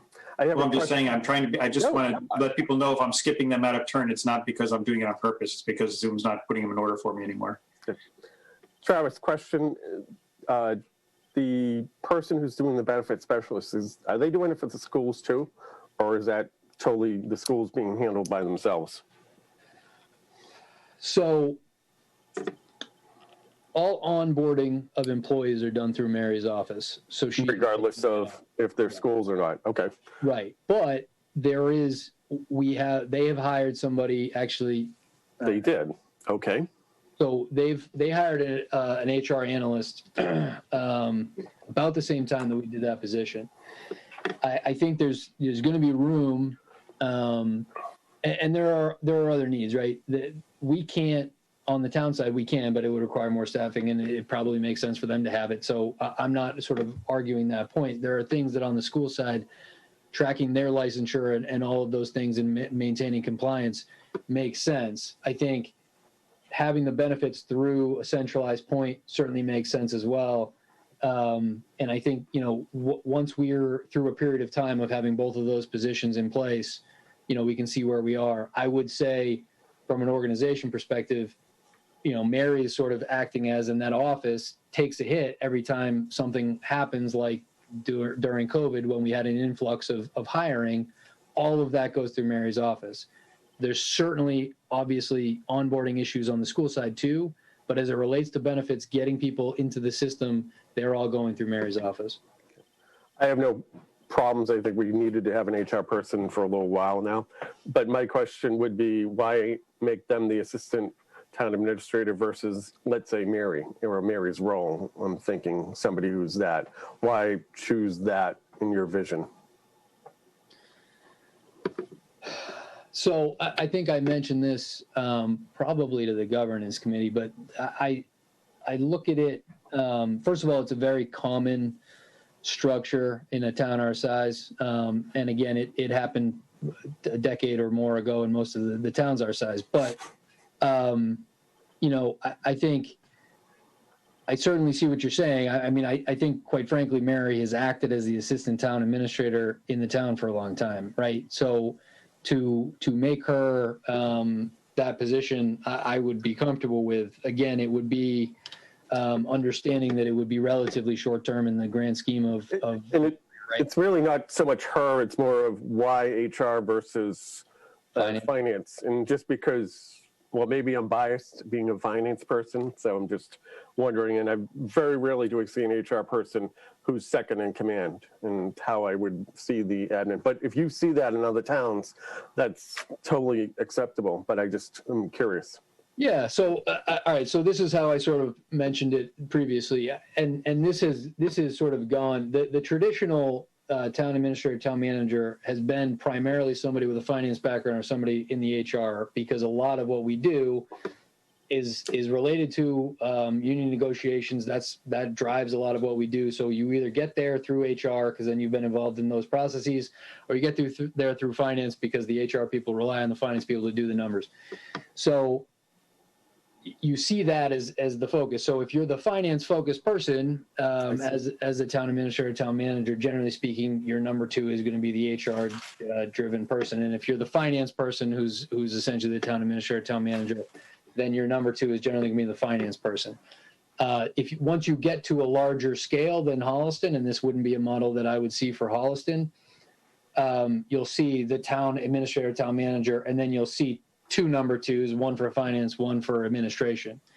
That was actually how in Danvers, the role of director of finance administration became what I did. It was developed over time. It was a restructuring. So it's not that I think that the only thing that Holliston can do is have an ATA/HR director. It's that the most pressing need, and what allows us to sort of accomplish a number of things that are priorities, I think, is to make sure that we have the HR function buttoned up before Mary retires, you're hitting succession planning. Mm-hmm. It's creating a dedicated HR function, which I will say I had, a third party come in and look at and said, look, everything you're doing, all of the forms you have online stacks up well to any town that has a dedicated HR function. You're doing that. But if I'm an employee of the town, or if I'm somebody on the outside looking in, where do I go? What is the structure? It's completely unclear. Yes, you're in compliance on the paperwork, the I-9s and all those things. We're getting up to speed as it relates to DocuSign on these types of things, so people can be onboarded remotely. We're doing all the things that other towns with HR do. It is really sort of defining that this is our HR function and separating it from the treasurer collector so that we have checks and balances. Yep. That's what we're trying to accomplish. I don't have any personal, Mary has done a phenomenal job. I'm not just saying that. It's true. I've verified. And this is really setting up the structure that I think makes the most sense for Holliston. Okay, thank you. Okay. And now I know Dan was next, so go ahead, Dan. Well, I thought it was Michelle, but okay, I thought okay, I'm getting so Travis, I know what you're kind of looking for us from is some support so you can post this position, correct, for the clerk. Right. I mean, I think the genesis of the conversation is the clerk specifically. Ideally we get somebody in here who's getting onboarded before the election. But I think the conversation for that really needed this conversation to happen as well. Yeah, no, I think what you put together is great. And so because it's me, I'm just going to make your life more complicated. No, I'm going to tell you that I like what you put together, but I like it as a package. I wouldn't want to do one without the other. And I think that the package is where it solves the issue, doing just sort of adding hours to the clerk. Obviously, what I like is you bumped up the 25 to the 30 hours. So we're not just sort of barely getting over the benefits eligible. We're getting more, bang for the buck from that person, if you will. So my question is, and this is what's so difficult, is where do you think the support for this, with all the other budget priorities, with all the other sort of budget issues and constraints that we have, is going to lie? I mean, that's I guess sort of because if you think that this will survive as a package, then personally, and my vote would be let's do this. But if you think that the select board has other priorities that may end up drowning this out, then I don't know what to do. Yeah, I would say I think what you're asking for is this prioritized over other things. I think certainly the HR role is one that the select board sees the value in and is prepared to prioritize. I think we will revisit as we'll get into the warrant next week. We'll revisit where we are with the budget, and I think I could give you probably a more definitive answer after having a discussion with them on that. As it relates to the clerk specifically, I think that's the one where. Well, that's not their decision, right? I mean, that piece of it. Well, so I guess what I'm looking for, ideally, the clerk has made a request to post that position. I think under the budget, quite frankly, with the way that she's situated with the elections and that, the number of hours that this position, I think she can fit in sort of the budget request. I think it would be better if we increased her budget request as she requested. And so at some point as the town administrator, I'm the one signing, the offer letters and those types of things. So what I'm looking for is for buy-in from everybody that, changing the nature of the position in the clerk's office before we post it is the right call. The reason I'm presenting all of this at once is that I think the context that it makes sense in is administrative support for these two offices together. And that's why I've sort of given everything else. As it relates to the sort of bottom line is prioritizing the HR director specifically compared to other things. I think there's a few things that I'd be happy to get into right now, or we can get into next week. As it relates to that, one, because we have not had the HR director doing this. Oh, I moved the phone. I'm sorry. Because we've had sort of a treasurer collector doing HR functions, the town administrator doing HR functions. We rely relatively heavily on labor council, which I have built into a budget, which is on top of, so the 99 $500 in the select board's office, right? There are things we can do within the select board budget if we were in a different model that could offset this, right? Reducing sort of what we're assuming for labor council is one idea, right? So I think as a package on the model of the town administrator office with the ATA HR being added to the M schedule and taking the place of the body that was previously there as administrative assistant, I think can be accomplished without a significant amount of pain and can be prioritized and offset with some things that we've seen previously being rolled back. I think it answers your overall question. Okay, well, let me just say this. I really appreciate the work that you put into this. We asked a lot of tough, painful, pain in the ass questions a couple weeks ago when we talked about it, and you went back and you came up with a creative solution that I think looks really good, and I think will benefit the town and the running of it. So I do appreciate that. I'm supportive of it. I guess that's where I'll end. But I like the package again. Just doing the clerk doesn't make as much sense to me in its sort of. Understood. Yep. Okay, Michelle, before somebody else raises their hand and screws up the order again. Just two questions. One is purely not selfish because I'm not the one taking minutes. Is there some way to work in FinCom minutes in a position, and two, Board of Health? Oh, I was just I served that up perfectly, Michelle. Go ahead, Travis. I buried the lead. I apologize. So one of the components that we had originally discussed, and this was before the position was vacant, I was sort of, I was weighing that conversation before the position was vacant, which was, sort of all the things here and how this job description looks and why it would justify being over 18 previously. And again, I mean, Liz put together a lot to show sort of how that office has changed over time. But one of the things that I did sort of think about and talk to Liz about, and Mary Bosquet and Ken, was, right now we have somebody in the select board's office who's doing a phenomenal job with minutes. She's part-time and she's sort of backing up my one person that I have there now who's also doing a phenomenal job. But you have not had that scenario. So one of the things to say would be if this position, especially if it's, let's say it's covering, a Friday in the select board's office that's during a relatively quiet time, wouldn't that also be a great time to have that position do things such as FinCom minutes, catch you up on those things, potentially select board minutes, put that in the job description, which the new HR benefits specialist worked with Liz Greendale and myself to do, create a job description that sort of adds that in there. Now, when you look at hours, and I think Vin in his previously thrust upon him role and Mark in his currently thrust upon role will tell you to do minutes, if you're not sitting through it at the moment, or even if you are, it's going to take, let's say, 2 hours at a minimum. Even if you're doing it by going through the meeting, right? The meetings are essentially 2 hours. The select board, I can tell you, have been in the 3-hour average as well. When we don't have the 555 Hoppingbrook on there, then it's 4 hours. So that would be another thing that would sort of not only justify additional hours, but consolidate those things that we're sort of we've been doing piecemeal over the years, and put it in there up front, make sure everybody has that expectation, they know what's in there, and sort of and cover those. So yes, I apologize for leaving that out. Should have led with that. Okay. Thank you. Yeah. Board of Health. Who cares about the Board of Health?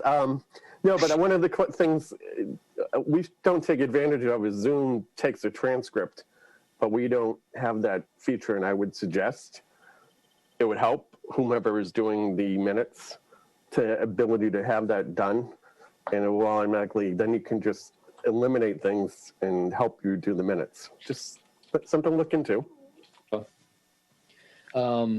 Sorry, so to Michelle's second question on the Board of Health, those conversations, I had a call with the chair, Laura Nolan, sort of went through some scenarios. I think similarly down there, one of the biggest things, and I'll,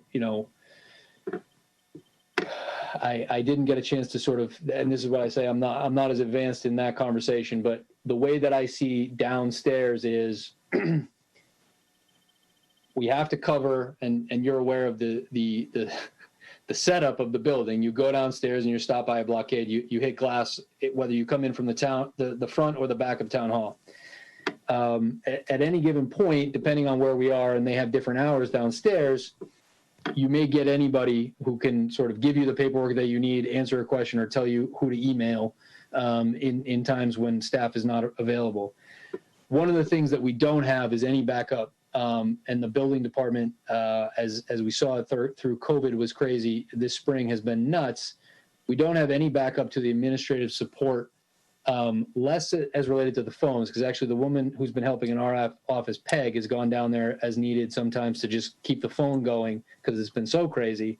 And she does a great job with that because she's had, previous history in the assessor's office, so she gets the questions.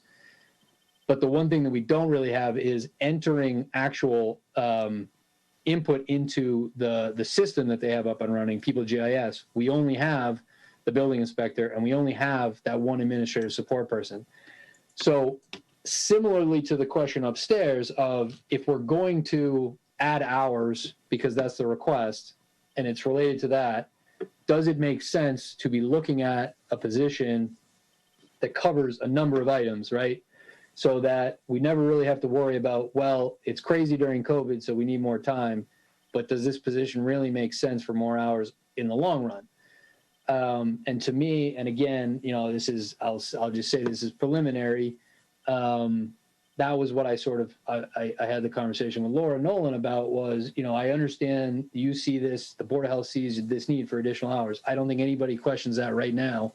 I think we need to not just make a reactionary decision based on that, but come up with a plan. And to me, and again, I have more to flesh out there, would be a scenario. It's almost, it would be similar to what we were talking about with the clerk in the town administrator's office, would be a floater, but for land use, essentially, right? That I would consider, for the most part, downstairs to be land use. In another town, I wouldn't call the Board of Health land use. In Holliston, because of the septic, in a non-COVID period of time, they're land use, right? So, or that's a significant portion of the workload. So that's where I've gone with that conversation, but it needs more work, I would say. Well, believe it or not, in the old days, it was one office. I don't know if anyone ever told you that building and Board of Health was one office and the people were cross-trained. So that would be, a similar in the scenario. old town hall. Okay. Were we not? Well, it was the same town hall, but before Okay. it was refurbished, it was one office. Right. Before the rehaul. Okay. Overhaul, I mean. So, I mean, that's where I'm sort of at with that. I think, what I made clear is that's a different position than we currently have posted, that we currently have filled. We would need to post that. I think there would be people internally who would apply for that position. And I mean, that's more the administrative aspect of it. At the end of the day, it would be a completely refurbished position. If they think that fits their needs, I think, I'll continue to try to move that along as quickly as possible, understanding where we are in the budget process. The other thing that I would mention is, as it relates to the bottom line, as I said, some of the additional hours in the clerk's office specifically can get charged to the election if that's what that person is doing in their period, right? So that fits within the bottom line in some instances. Similarly, if this position were to give hours to the building department, the building department has a revolving fund that is supported through, if somebody is doing the administrative work to keep the fees coming in on building applications, additional hours to that position could be charged and directly, right? We could set the person up in the system to be charged partially to the building revolving fund, affecting the bottom line in a different way. What we'd all have to be, again, on the same page with, what I'd be looking for a sort of buy-in on is that, we would be looking at a benefited position. The only other thing I would mention to the benefited position, I mentioned this briefly to Ken earlier, is I'm also looking sort of holistically at the benefits as it relates to the OPEB, right? I think, there's certainly some things where I'm looking at, the benefit eligible numbers that impact our OPEB liability. It does seem like, we're talking about potentially between clerk and Board of Health adding 2 benefit eligible positions. There would be no change in benefit eligibility on the town administrator restructure. So this would be the 2. And I understand that those conversations have been going on for a long time. at the same point, to put that in context, I'm looking at, the structure that we have with our stipended individuals in fire as an example of, we need to be cleaning up a number of things and seeing where we sort of situate with our overall benefit eligible positions, make sure that we're controlling that number as best we can. And so that's what another part of the conversation, I think, when we get towards the Board of Health, I'll have a little bit more rounded out. Thank you. So what I would suggest is, what Travis is looking for is, as Dan, I think, mentioned, is our kind of approval for him to go ahead with the additional hours for the town clerk to post the position for the additional hours. Is that correct, Travis? Yes. Okay. So, the whole context of the org change, right? All that he's looking for right now is that they want to move forward on the town clerk's additional hours. So we had questions, and that's why he came back with the org chart and gave us this greater, in-depth discussion. I don't know whether we need to formally vote it, but are we okay with, him proceeding with the posting at the additional hours? That's the question. Yeah, just again with that strong preference that we do the full reorg, but it seems like there's some wiggle room to get by for a year or two, probably for a year or so, without doing that if you had to. But yes. So are you nodding yes or no? So I'm just wondering, because you weren't on camera when. No, I am nodding yes. That's why I came back on camera, because I wanted to make sure I got to. That's why I said I saw everybody nodding. I was yes listening. Yeah. I didn't see you. So. Yeah, I agree with Dan too. Okay, so there you have it, Travis. You can go ahead and post it, and we're on board with that. So. Great. Okay. The next up on the agenda, assuming that was the last thing you had for the town administrator update, Travis, is that it? Do you have anything else? Yes. So I will. I'll get to you. If anybody has any questions on the capital list, I sent it, midday. So if anybody has any questions on those, just get them to me, and we can talk about them. And if you're a liaison for any of the capital type things, information will be coming shortly. I just wanted to give you a general overview, but no, that's all I have.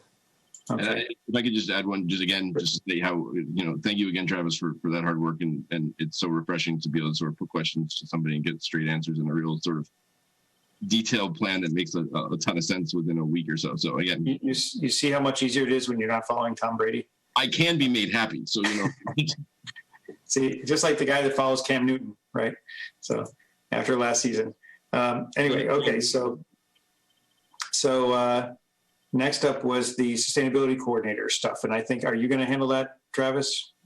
I can do that. And I'm trying to, I hope that I had sent this originally. And I realized, the chair had pointed out previously that it didn't end up on your schedule. And I didn't catch that either. But I believe what should have been uploaded was the format that I'm sort of trying to start to implement, and I'll look for full implementation next year. But we had put together this sustainability list here that includes sort of department goals and objectives. There is a list, and I can send it out separately of that have been requested by the select board of here are the items that, grants that I've brought in or moved forward type of thing. And when I say I'm speaking with my Matt hat. Michelle, you spoke with Matt, and I did not today. Were we expecting him this evening? I could call him, but I also don't mind sort of presenting. Well, I left it with, I'll talk to you next week, or I'll see you next week, but it wasn't definitive. So. Okay. Yeah, and it's not a problem. Again, I just don't want to speak for him. Well, that's why I deferred to you, because I didn't see him on the call. So. Yeah, not a problem. So, there's a couple smaller grants that, previously, there had been nobody really leading the way. So what will happen on a given sort of week is that the sustainability coordinator will sort of bring things to my attention, ask me to make sure that they get in front of the board in a timely fashion, and move those forward. Some of them have to do with, things like the recycling dividend grant program, making sure we're using that properly. Other ones, most recently was a rain barrel initiative. Some of them are public-private partnerships. So what we've done is support a composting group. You can get discounted composting bins, those types of things. Most recently was also the rain barrel group. If you use the rain barrels, that you can get them at a reduced cost, those types of things. And then, what the sustainability coordinator also has been a part of is essentially what I would consider to be various working groups of the exact same group of people. Generally speaking, he's been working quite a bit with James Keese as a facilities manager. They've been looking at all the facilities that we think would fall under solar, would be good candidates for solar and grant opportunities. Been working with then James Keese and Chris Mayo as it relates to the Green Communities grants and those types of things. He is probably the lead person as it relates specifically to MVP. Although, again, he would then sort of coordinate efforts with the town planner. And so, that's the role that he's been playing, I would say, just from a strictly finance standpoint. And I don't know where it was left off previously, but there was nothing really in writing with him when I came in. The only thing that just made me uncomfortable, what we put into place was a contract. That contract essentially says that he cannot make more than $50,000 in the fiscal year. I don't see that as a cap that needs to happen in the future, especially if we go the route of any revolving fund that may end up paying him. But at the moment, that was sort of, the funding that was available was this $50,000. I wanted to make that clear. And so that was stated in his contract. It also states, obviously, that we can move on from him at any point. He is at will. So this was just a general overview that we put together. Again, it is a flat fee. It is a flat amount that we have. The one component that I think, I'll make sure that he's involved in when we get to the warrant articles is, as it relates to the recycling center and solid waste in general, he's been very involved in anything that I'm looking at when it comes to budgeting, but also just actual operations.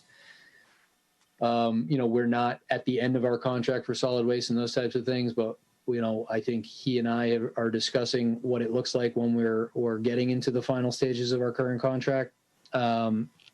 When it relates to the recycling center and what's about to transpire as we get into the solar project there, I think, he and I are of the similar mindset that the recycling center, without a substantial increase in cost, can work better for residents of Holliston. I think the select board has made that very clear that they would like him to look at that. And the conversations that we've had are going in that direction.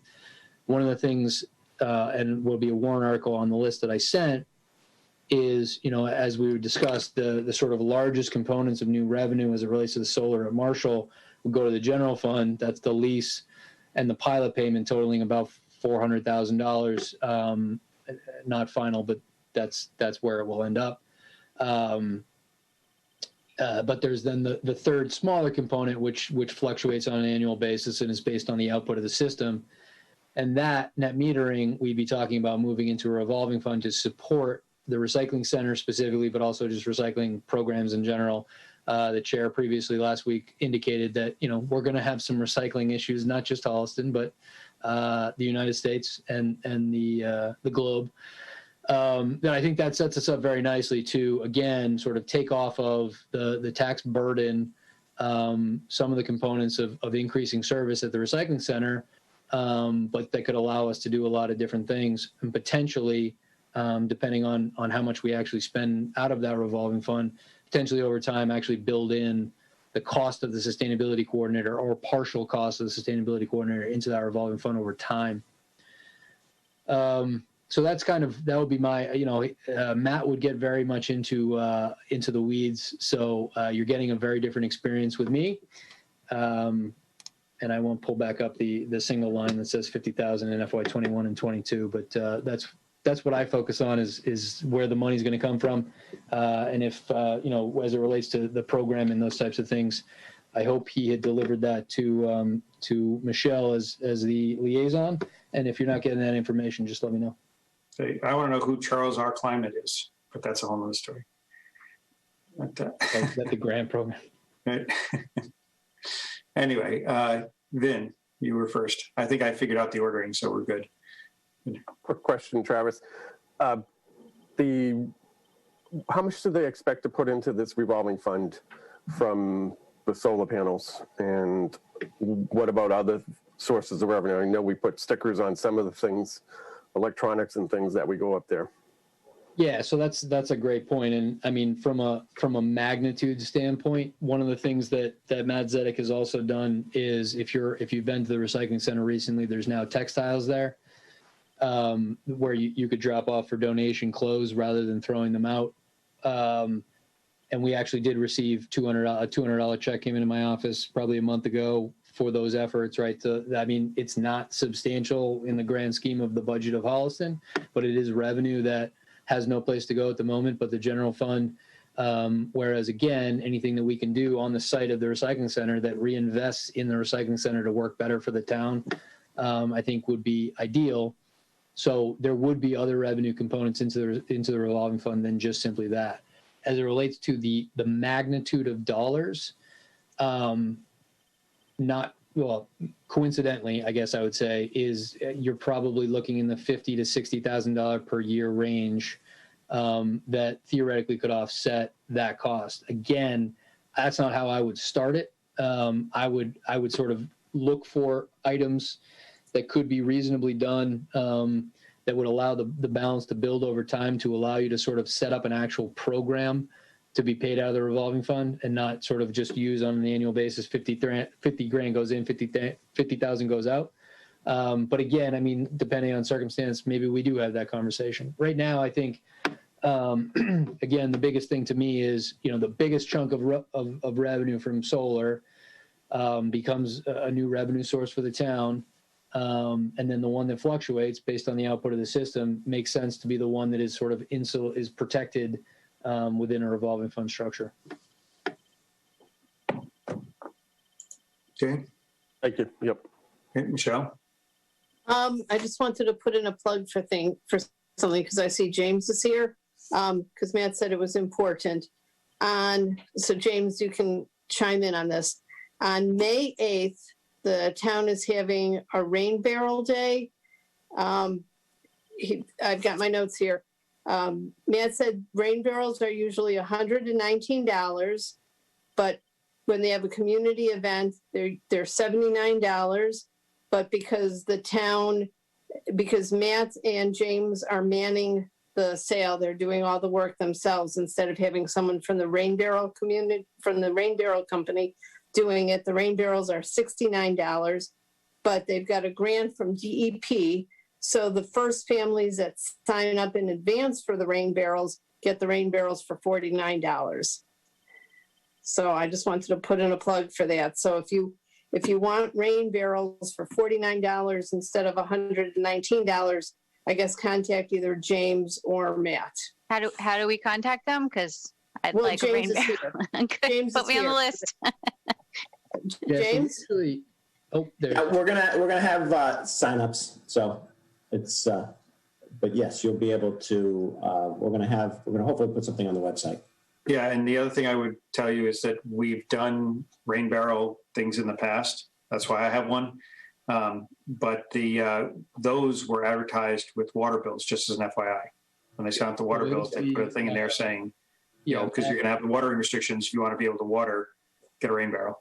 Right. So again, the sort of the timing and where Matt has been very helpful is, made sure that Select Board voted approval of the program as Michelle just stated it in a timely fashion to make sure that the stuffer could be in the water bill. So we're all set with that. That will be going out as well. And to Sue's question, we'll make sure we push it electronically as well as the stuffer and bills. Okay. Okay. Any other questions about the sustainability coordinator?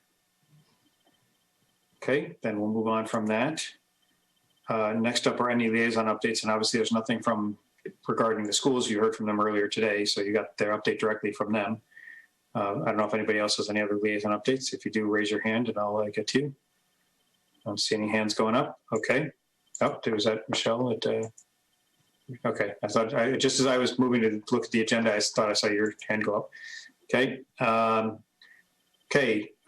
Chief Cassidy, time to bring some formality to this meeting. There you go. Oh, different tie this week. Like to shake it up. Yeah. Okay. You want to give us the update Absolutely. We had 11 new expenses posted in Munis in the last week since last week's update, which was about $4,000 additional in CARES expenses.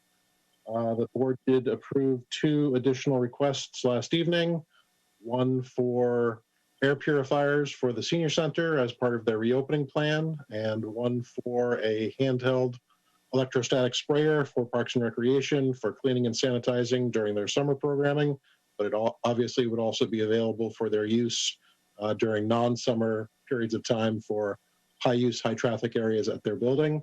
And it's the same model that the facilities director has. It's also the same one that we have at the fire station, so there is compatibility and consistency. It's also the same model that's being used by the schools. So there's a lot of interchangeability and common use experience. And that's it in terms of financial stuff. Okay, how are we doing? I mean, I got to ask this because I've noticed there's been a recent trend statewide for uptick in cases, and I noticed, and I will point out to the credit of the school committee or school department, I looked at the latest report from DESE on COVID transmission in schools, and Holliston reported no cases among students or staff in the last week attributed to the school. Now, I don't know if that's, again, I'm just looking at the DESE stuff, but how are we doing just generally with regards to the fact that, you know, as I said, our cases here leveling off? Are we starting to see an uptrend as? I would not say that they're leveling off. We consistently are seeing in excess of 35, closer to 40 new cases during each reporting period from DPH on Thursday nights. So we are not seeing a plateauing. I was able to take 50 active cases off of our list yesterday, but we've still got in the mid-20s number of active cases, and right now they're all at single-family homes. Okay, and the other one thing that I just when you mentioned about the senior center is again, this is not our purview, but this is just more for my own information. Are we planning on the reopening plan for the senior center? Is that going to involve vaccinated seniors? In other words, is there going to be something where they open it up, given that they're in an at-risk population? Are we going to require vaccinations? I know that you technically can't require it, but in other words, are we going to try to move to a model where we're going to be trying to get the seniors vaccinated before we reopen the senior center? We've already made a very concerted effort to get as many of the vulnerable population vaccinated as possible. As of last Thursday, 83% of individuals between the ages of 65 and 74 had at least one shot, and 95% of individuals 75 and older in town had received at least one shot. So it is not operationally going to be a requirement to participate in programming. Obviously, they will continue to make vaccine appointment scheduling as easy as possible for that target demographic. If someone's having a problem scheduling, they'll do whatever they can with their volunteers. If transportation is an issue, they've got a grant to be able to help bridge that gap. So it shouldn't be a hindrance to them reopening. They're aware of the trends. They're aware of the cases and the positivity in town, as well as the uptick in the state in general. We are one of several states across the country who have seen increases in the last week. But their reopening plan does not currently have a requirement that they will only serve those who have been vaccinated. Okay. Michelle, you had a question? I was just wondering how FEMA reimbursements are. Are we getting reimbursed for everything we thought we would be reimbursed for? So we have not applied for a reimbursement yet. There have been several changes to FEMA reimbursement guidelines since the disaster was declared back in March.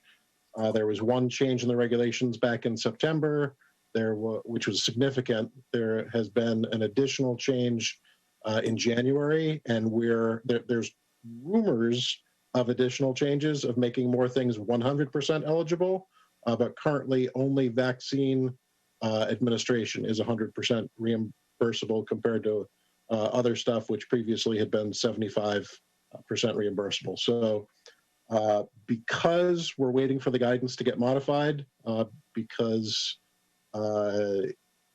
it's just going to be smoother to make an application once we know what the rules are than to make an application and then have to do a supplemental rate later on. But we continue to track all the expenses, and once we get the guidance from the federal government, we can start making multiple applications because we can break them out into operational periods during certain rules in order, as well as our stuff versus school stuff. Okay, thank you. And absolutely, and the town accountant is tracking FEMA eligible expenses in a separate account in Munis so that it's a little bit smoother for reporting purposes. So yeah, we're keeping things bifurcated between pure CARES or partial CARES and partial FEMA. So what happens if I guess it just turns into free cash or something if we allocate some, well, I'm not going to worry about it. Never mind. Nothing that we're involved with would end up being free cash. It would, because it's CARES money that. Right, okay. and CARES has to be fully obligated and spent by December 31st of this year, and any FEMA reimbursement that comes in after that would continue to be used.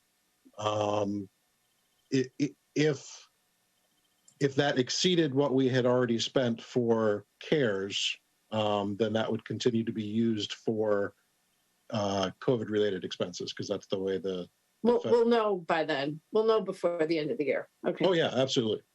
Okay, thank you. Sure. Okay, Mr. Alfred?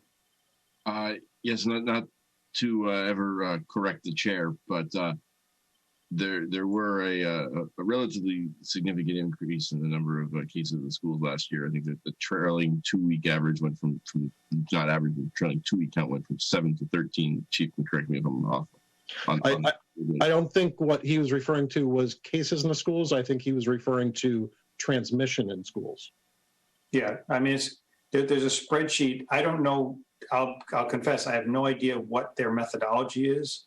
But if you go to the DESE website, they have a spreadsheet there that somehow it's a measure. It's some spreadsheet that has every town and has different columns for, like, COVID transmission among students, COVID transmission among staff, something like that.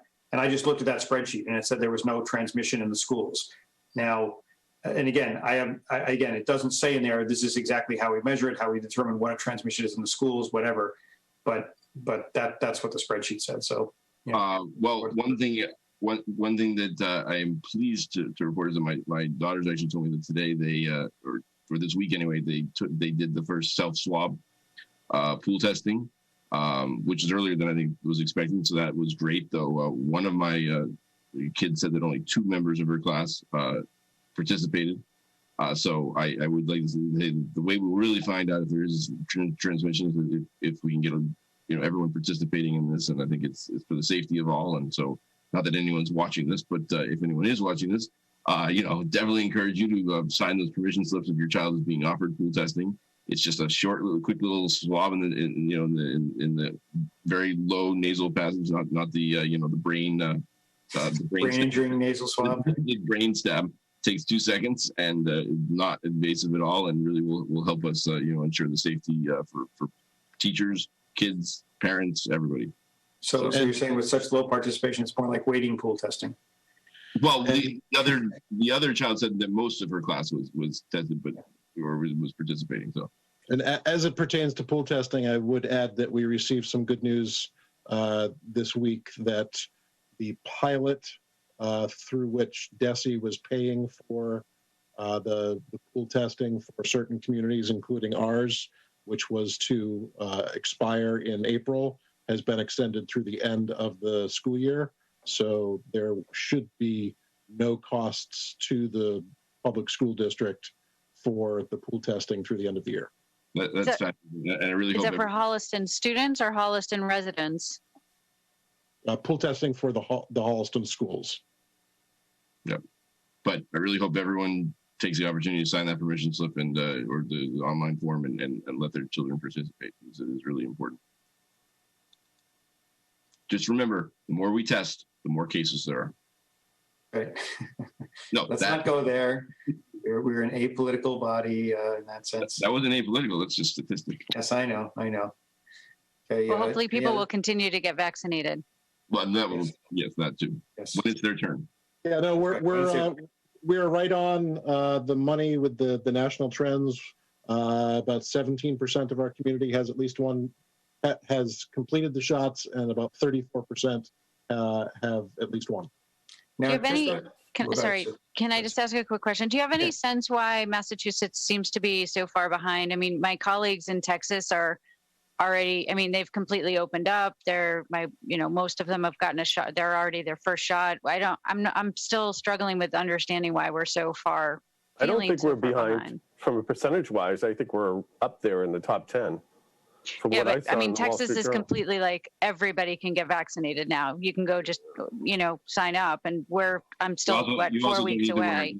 So, I mean, I'm not sure we want to model. You do I wear a mask all the time. That's what I'm not understanding why we're so far behind. I feel like you don't need to wear a mask. So I'm just saying we don't necessarily want to model ourselves on Texas. On the vaccine, I would. It is a function of the allocation of the vaccine coming in from the federal government. We have seen a flat allocation in the last couple of weeks going to the state to the point that they have 7 regional collaboratives, including one of which Holliston is a participant, that have been approved to do regional vaccinations, but they have no vaccine to send them. So they can't open up, even though they've been approved to be able to do a regional site. There was a slight bump in what was coming into the Commonwealth in this past week, but that was part of the federal pharmacy program. And so what you saw was additional pharmacies coming on board and being able to offer it, but nothing additional in terms of capacity for either regional collaboratives, health centers, or the mass vac sites. So it really comes down to our federal allocation. And although there are promises from the federal government that everybody who wants one will be eligible to get them as of April 19th, they really need to enhance what's being distributed to the local states before that can become a reality. Okay. Do we have? I also think that it depends. Each state has their own criteria for who is eligible. So I think that. Well, I agree with that. Yeah, that I understand. It seems unfair. It's not equitable by any stretch. Well, but actually part of the reason that some of the groups that you mentioned may be eligible elsewhere that aren't eligible here yet are because the Commonwealth's distribution plan was to address that very equity issue, and they have been focusing on disproportionately impacted communities, which is why when they started with the 2 or more comorbidities a few weeks ago, they added asthma, which is not on the CDC list for comorbidities, because of the prevalence of asthma in certain demographic groups that are disproportionately affected by the virus. So they have really been working on equity in terms of the Commonwealth's rollout. I know when you're in line and you're waiting to get the email, phone call, or text message from the automated sign up telling you that you're able to now set up an appointment, it may seem like it's inequitable, but they've been targeting 20 specific communities using federal grant money to make sure that people who are at great health risk in certain communities have access to it within walking distance, and making sure that they've got access. So I know it's hard to wait, but they're doing it as fast as they can based on what they're getting in from the federal government. That's helpful to understand. Sorry, Dan. No, sorry. Do we have the vaccinators though? Like if they doubled how many vaccines we got next week, could we double the number of appointments? So the vaccination plan for any site included a staffing plan. So our regional collaborative, which is comprised of 8 different communities. There is a staffing plan which would include individuals who are authorized to give the shot, and that those responsibilities would likely rotate through some of those communities. So it wouldn't be one community of the 8 that had 5 days a week had to send people over to the DoubleTree in Westboro. It would be, Ashland and Holliston on Tuesday, and it would be Hopkinton and Westboro on Wednesday, and it would just sort of rotate through. Okay, now one question, and then we'll move on. You mentioned about the percentage of vaccinated individuals. How is that information? In other words, like not everybody in Holliston, let's say somebody gets vaccinated in Natick at the site there, or they get, at a CVS in some other town. Like how do you know the vaccination rate in town? Is that when somebody gets a vaccine, is that somehow centrally reported and then given to you no matter where they get it? Yeah, it's the same way the testing report comes to us through the DPH. The vaccination report comes to us through DPH. So when you register for either a test or for a vaccine, you are giving your address as part of your health record. And so that gets entered into the system and is reported by a municipality basis. Okay. So do you have the addresses of people vaccinated, or is it just the I do count? not. No, I have demographic information only for the vaccines, and that's bands of ages.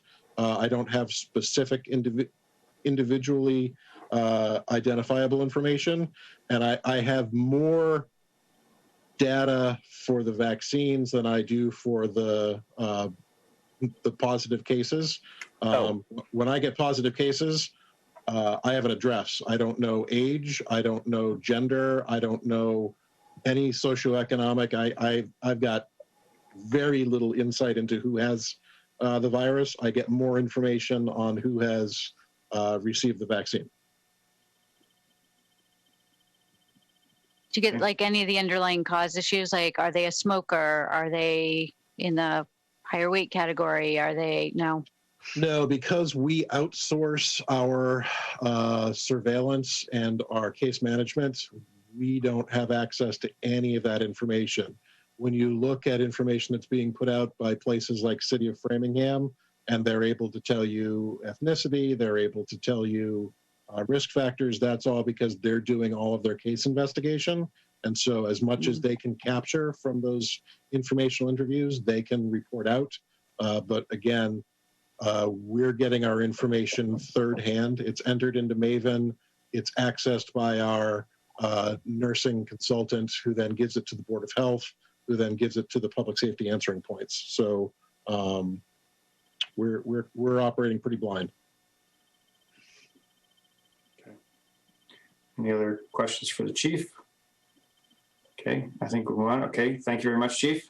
Thank you for the update. Thank you for the good work as usual. Mm-hmm. Okay, last up on the agenda is anything related to FY22. I don't think there's anything new this week, other than to say that now that we've all but, except for the school committee, given the fact that they're still up in the air, this now that we have kind of we've got all the budget reviews done. I've been tracking all the requests in the spreadsheet, as I always do, and I'm planning on sending out the current status of the spreadsheet after this week. There is, we had mentioned before that all the budgets were presented without COLA, right? Travis we've discussed going with a 2% COLA this year. And so Travis has been preparing the numbers for that so that I can include those in the spreadsheet for consideration. So when I get those numbers from Travis, I'll update the spreadsheet to show the actual budget numbers that we'd be talking about if we added a 2% COLA and the salary adjustments for that. And then we'll start having a discussion next week over how we get it into balance, because it won't balance based on our assumptions. So we have to start talking about how we're going to get it there. So we mentioned asking, for example, the select board to prioritize their additional requests, which is extensive. Are we going to do that? Well, we've made the request. I don't know whether I don't know at this point in time whether they're planning on giving us that prioritization. I think that's going to be part of our discussion, is where we're going to have to start looking to make the balance, right? I mean, the one thing I will say is that, right, we have always treated every budget the same with regards to that. And what I mean is, every department presents us a budget. Every department has to justify their request for additional spending. So I mean, while we've asked the select board for this prioritization, I just want to point out for anybody who may be watching that this is not unique to the select board. We ask this of any board that comes with a request, to provide us the information to justify the request. Yeah, go ahead, Travis. Yeah, I point out that, I mean, some of the requests, I would say, and as I highlighted a couple of them earlier, are related to, additional hours or change in sort of those types of things. Some of those, may be appropriate, and I'd be happy to talk to the chair and decide. And if it's not the case, some of those might be more appropriate in executive session. If we don't feel that's fine. Some of them, are not necessarily under the select board's purview, but I think we need to have a conversation altogether, right? I'm just going to use an example because I had a conversation with Mark Frank the other day on rec, right? And the rec department votes their own budget, doesn't go through the select board. I believe Sue's the liaison there. And I think, just using that as an example, at the time that Mark and I had sort of looked at long-term how supporting grounds is going to be able to potentially be done, as they've lost revenue and sort of shown the problem of relying solely on the revolving fund. Another thing that's changed in that regard is with the conversation that he and I had about putting in building in grounds that was sort of town centric, not revenue centric into the budget, is that ARPA is potentially going to allow us to much more substantially address what has happened with the revenue of Parks and Rec and others that may not require that, $9,700. But if you add those up over the course of a number of budgets that sort of fall into a similar category, I don't think it's to the chair's point. There are certainly things under the select board's purview that, we've had discussions on. And as I said, we'll address again on Monday night as we move forward with any changes in the budget. We got into it not at all on Monday night. Whether I think to Vin's question, I think it was Dan's question originally, if we're going to, the select board is going to present an itemized list of here are our priorities, as a cafeteria list. I don't know. I mean, I think the format is probably in question, but I think, the spirit of what you're talking about, as it relates to personnel questions, I think, we want to talk about whether it's an executive session. And if it's just overarching, I think there are certainly tweaks that need to be made. But I would probably disagree with the extent of those, and how far they need to go. So, I'll discuss that with the chair of the best way to sort of approach those. But I think, to the spirit of what needs to be done to sort of make the bottom line work. I think there are those things can be discussed as early as next week. Yeah. And just to be clear, right, Travis, you're a part of these discussions as well. I mean, that's never been, it's not like the discussion doesn't include you. So I know that it likes to be painted that way sometimes, but that's not the case. So. Okay, Mr. Alfred? Yeah, just quickly, since you mentioned ARPA, do we have any better visibility on how that will be dispersed? Okay. No, it's they've been touting all of the good things and answering none of the questions, right? You're going to be allowed to sort of, handle revenue shortfalls, which CARES specifically didn't allow us to do, which, handcuffed us in a lot of ways. And led to them needing to extend for everybody, because if you don't allow, anyway. So they've sort of highlighted all the good things that it answers a lot of things that CARES didn't answer, but they have not indicated how it's going to be doled out. Okay.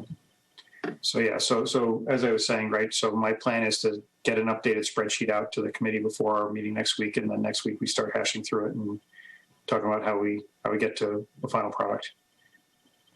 Okay.